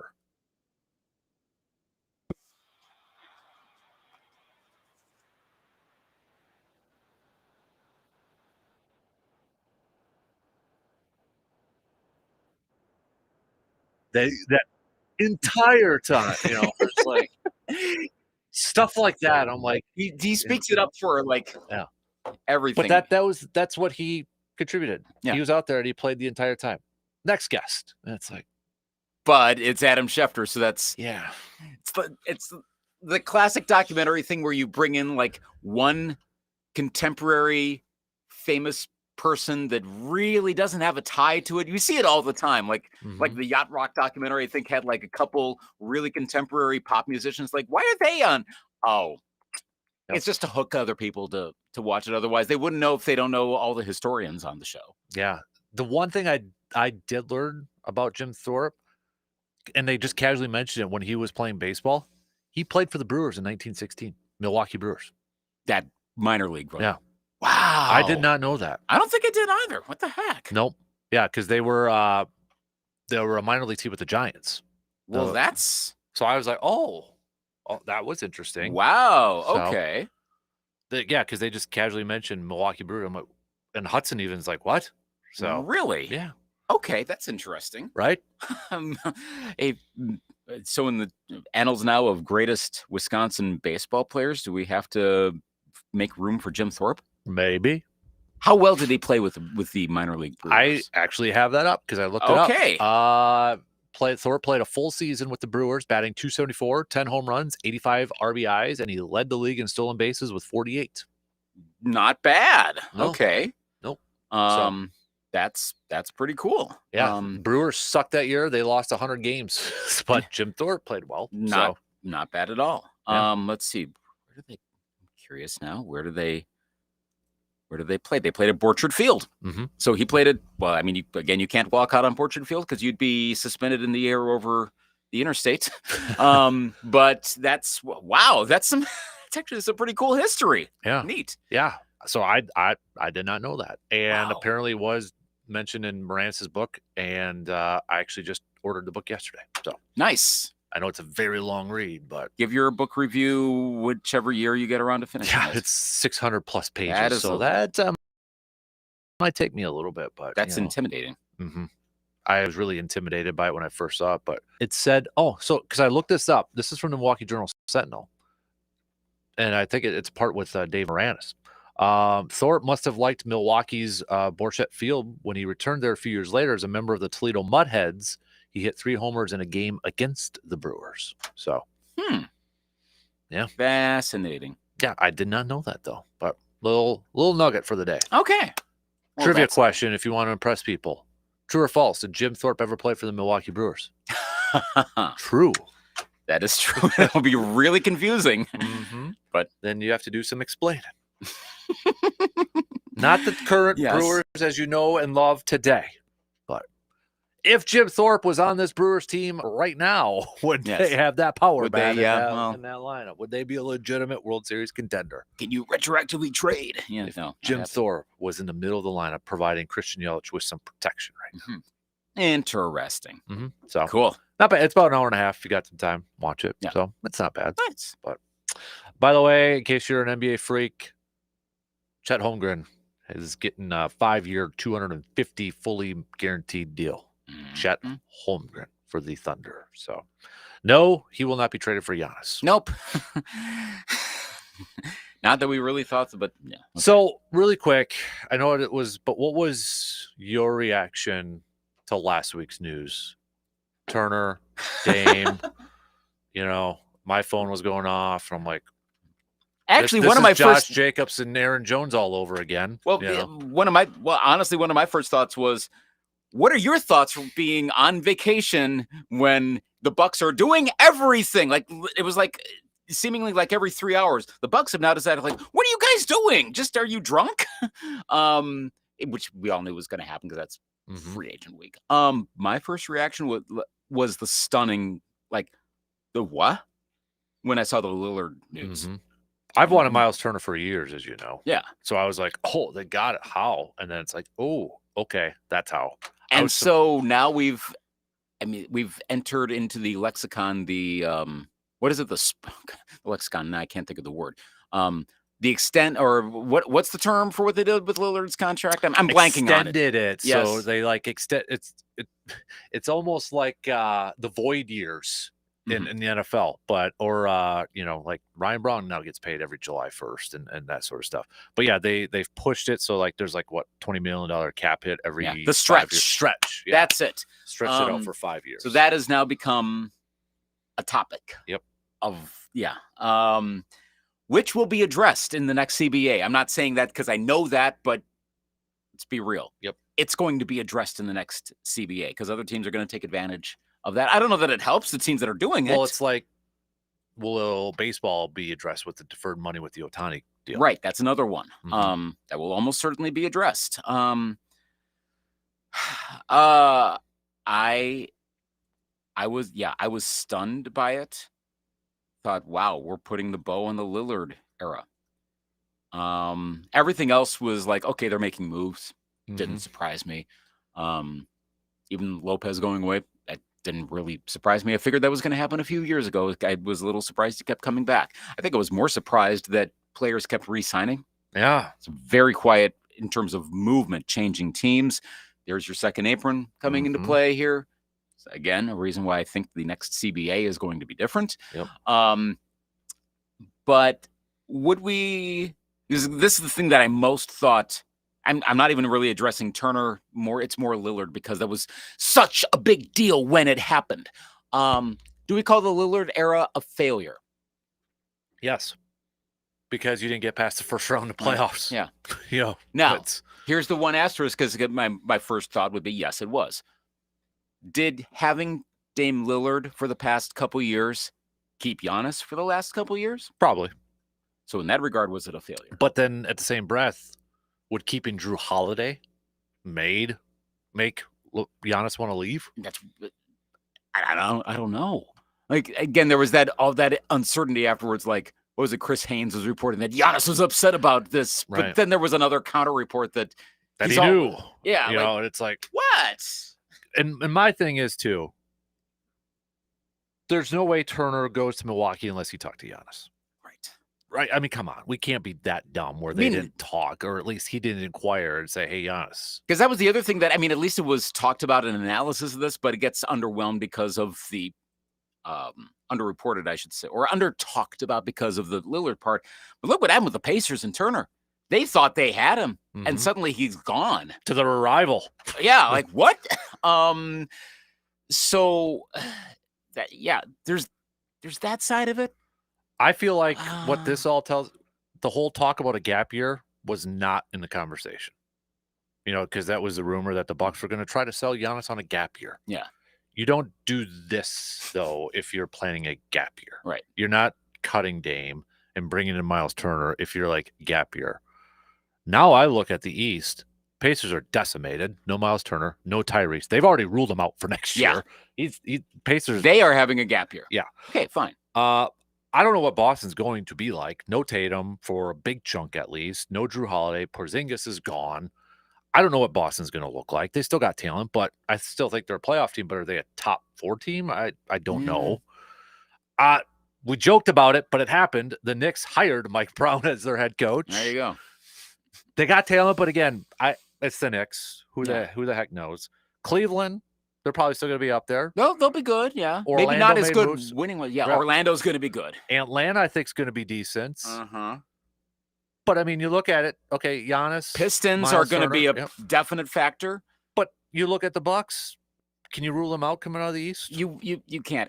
I see a lot of snarkiness from Jim Orsharsky from the Journal Sentinel, I believe, on the national. Like, if you want someone who really is going to clown on national folks for constantly wanting Giannis out and discounting the Bucks like as a rule, follow his feed. I think now he's over on Blue Sky. I think he's probably totally off of Twitter.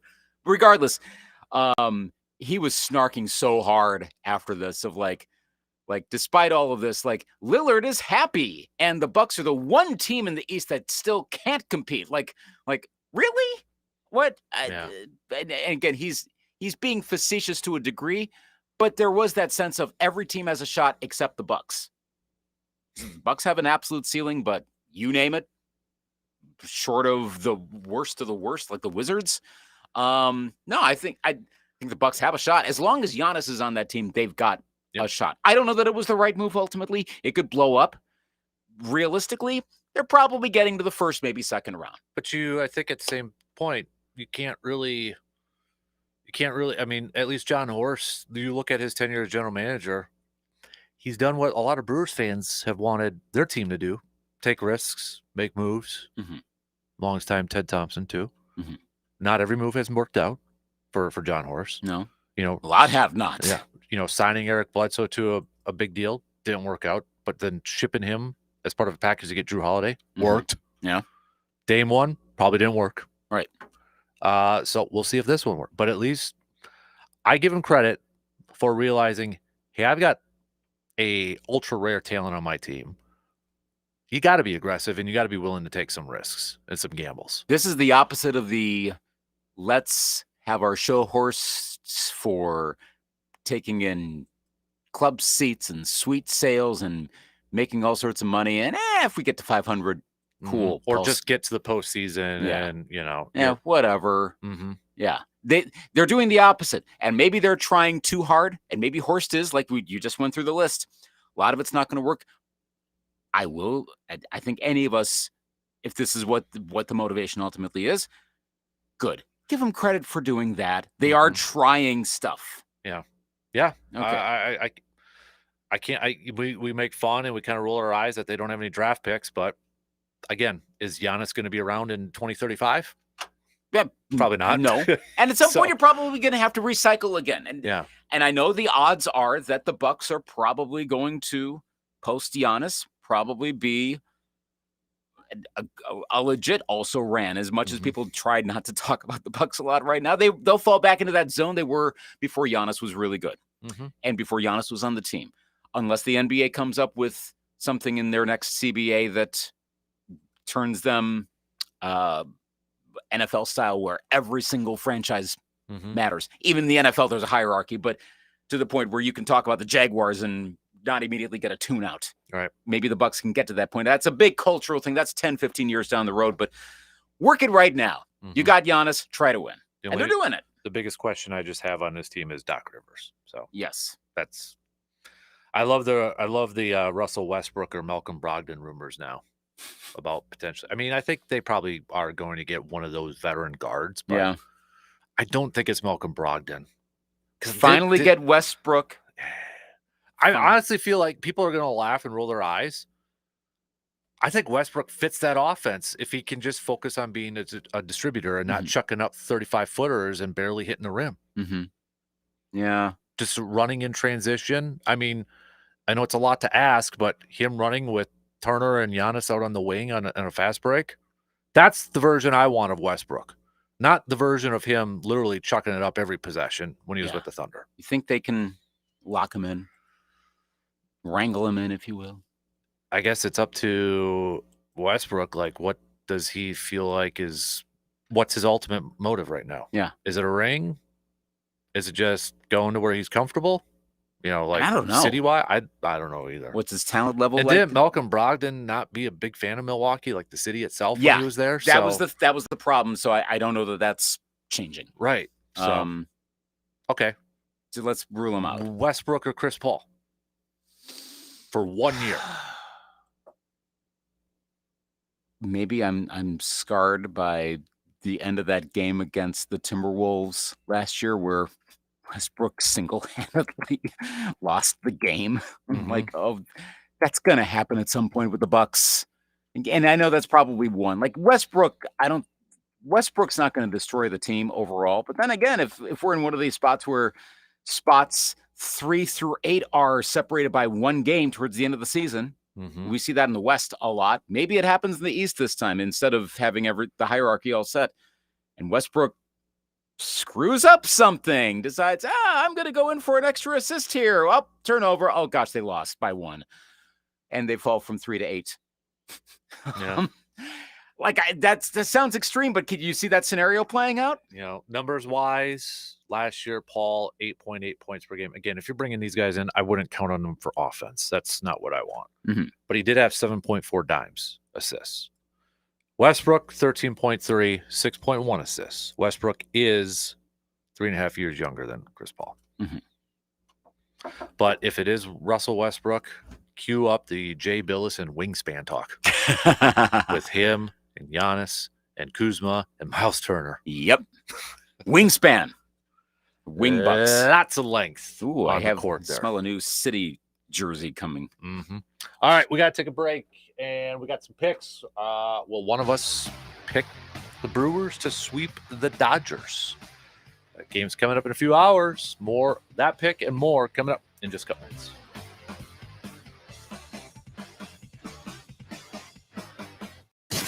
You're listening to the Dan Kasper Show. A lot of folks around here are breathing easier because of Grace Home Respiratory.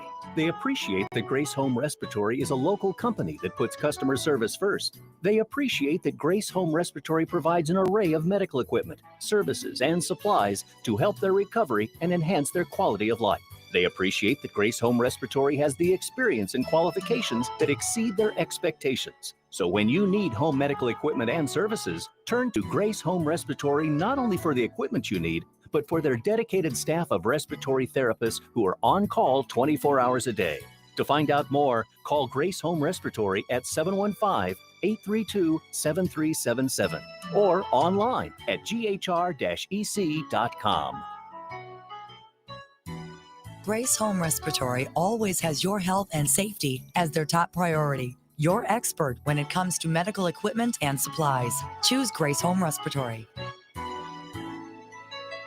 It's time to celebrate everything local on July 15th for 715 Day. And to properly celebrate 715 Day in Wisconsin, it's time to make a trip to Mike's Star Market in Eau Claire. Stock up on your 715 favorites like the Man Cave Light Brats. Or maybe you're craving something a little different. Then you should try the dill pickle, bacon, and cheese brats. And for just a quick snack, grab yourself some garlic Parmesan snack sticks. They're all made right here and proudly in the 715. So fire up the grill and celebrate the flavor of Wisconsin with Mike's Star Market. Warmer weather means more time on your feet. Make sure every step feels great. Whether it's running, walking, or working, proper support matters. The Shoe Doctor carries a wide selection of supportive shoes, custom insoles, and footwear solutions designed for comfort and performance. Stop in to find the right fit for spring and summer activities. The Shoe Doctor, helping feet feel their best season after season. Visit the Shoe Doctor today at 2321 East Claremont Avenue or online at shoedoctoreauclair.com, where comfort starts. Service Master of Chippewa Valley is your local expert when it comes to fire and water damage, carpet and air duct cleaning, mold remediation, and trauma. They're when you need them 24 hours a day, 365 days a year. Trust comes in the yellow truck. Learn more at ServiceMasterChippewaValley.com. When you bundle renters and auto with Progressive, you can save while protecting your most valuable possessions, like your really expensive limited edition sneakers and your new suit for your cousin's wedding. Except you never actually bought the suit because you can't stop buying sneakers. So you show up to the wedding looking like you're going grocery shopping. But hey, at least your sneakers will look good in the pictures. Until you're cropped out of every last one of them. So go ahead and get Progressive, so you can save while protecting the things that matter to you. Progressive Casualty Insurance Company and affiliates and other insurers. Not available in all states or situations. Rapid radios are instant push-to-talk walkie-talkies offering national LTE coverage. For a limited time, go to rapidradios.com now for 60% off and free UPS shipping. Add code radio and get an extra 5% off. Repping Packers fans in the 715. It's the 715 Green and Gold Tailgate Podcast. New episodes can be found each week on your favorite podcasting platforms, YouTube, and at sportstalk1051.com.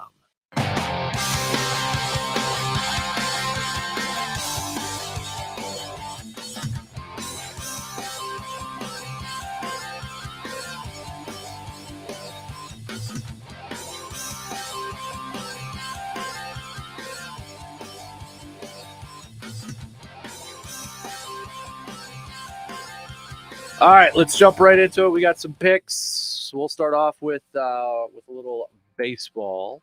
We'll save the Brewers and I was going to say Tigers, but Brewers and Dodgers, because there's an article I just saw about the extraordinary mystery of Tigers' Tariq Skubal. There's a what if. What if he got traded last year at the deadline? Oh boy, because he was like the name being thrown out there. So that would have been something.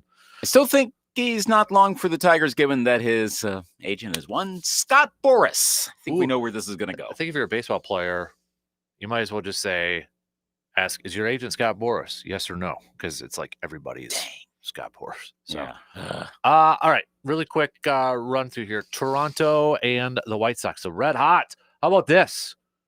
Two former Brewer pitchers going at it. Eric Lauer and Adrian Hauser. Wow, it's a good time to be a Brewer pitcher, former current. I'll take the Chi Sox in this one. Ooh, Toronto's won 10 in a row, I think, right now. Hauser's pretty good, though, right now. I know Lauer is as well. I'm going to go Toronto. Philly and the Giants. Will the Giants have another walk-off inside the park home run like last night's?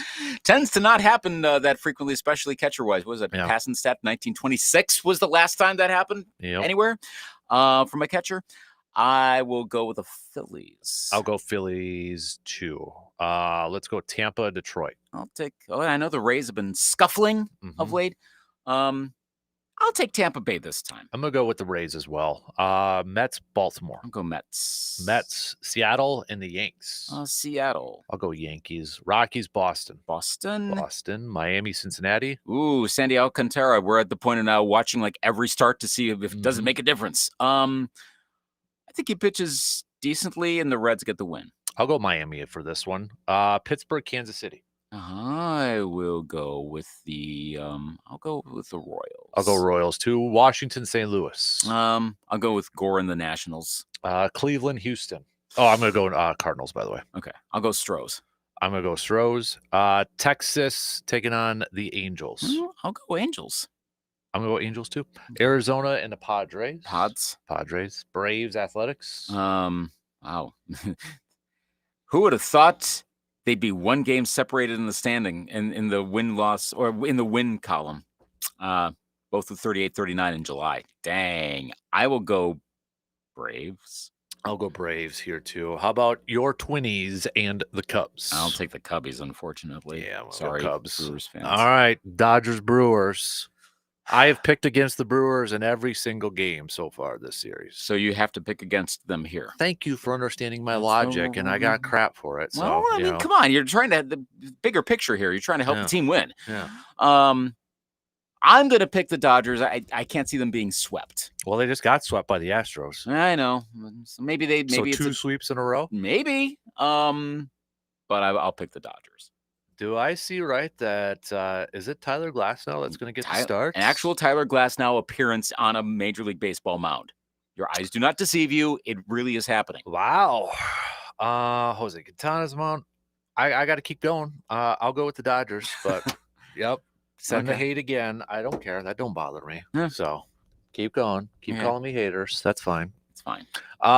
It is the start of the Northern Wisconsin State Fair, so you got to pick one food item at a fair in general. Oh, fair in general. Yep. Okay. Fair, like your go-to fair food item. I was going to say if it's the Northern Wisconsin State Fair, it'd be like one of the Kiwanis or what's the stand that's got like the Olsons? It's right. Maybe the Rotary or the one that's right nearby the cheese curds. That's my go-to. So for the Northern Wisconsin State Fair, it's like either like a malt there, chocolate malt. I know you are cookies at the Wisconsin or Minnesota one. That one, but with the milk. If there's an absolute, it's the milk stand, but with the cookies is like the best. You? I am a curd guy. Solid choice. I'm a curd guy, but I've also recently, I'm not big on these. I only have them like once a year. Corn dog. It's like my one reason just to have a corn dog.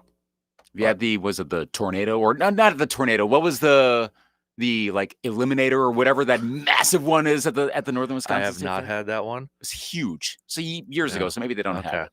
Yeah, I'm old fashioned with mine. Okay. My wife is big on like fry bread, so like the elephant ears. Have you done have you had the Pronto Pups at the Minnesota State Fair? I've never been to the Minnesota State Fair. You've got to go. Oh my gosh. Never been there. Gotta go. So all right. That's gonna do it for us. DP Danettes are up next. Have yourself a fantastic day. Don't forget, you got Express game 11:05, Brewers game 1:10, then game 2 of the Express 6:35. Have a good rest of your day. Back at it tomorrow morning, 6 a.m. Talk to you then.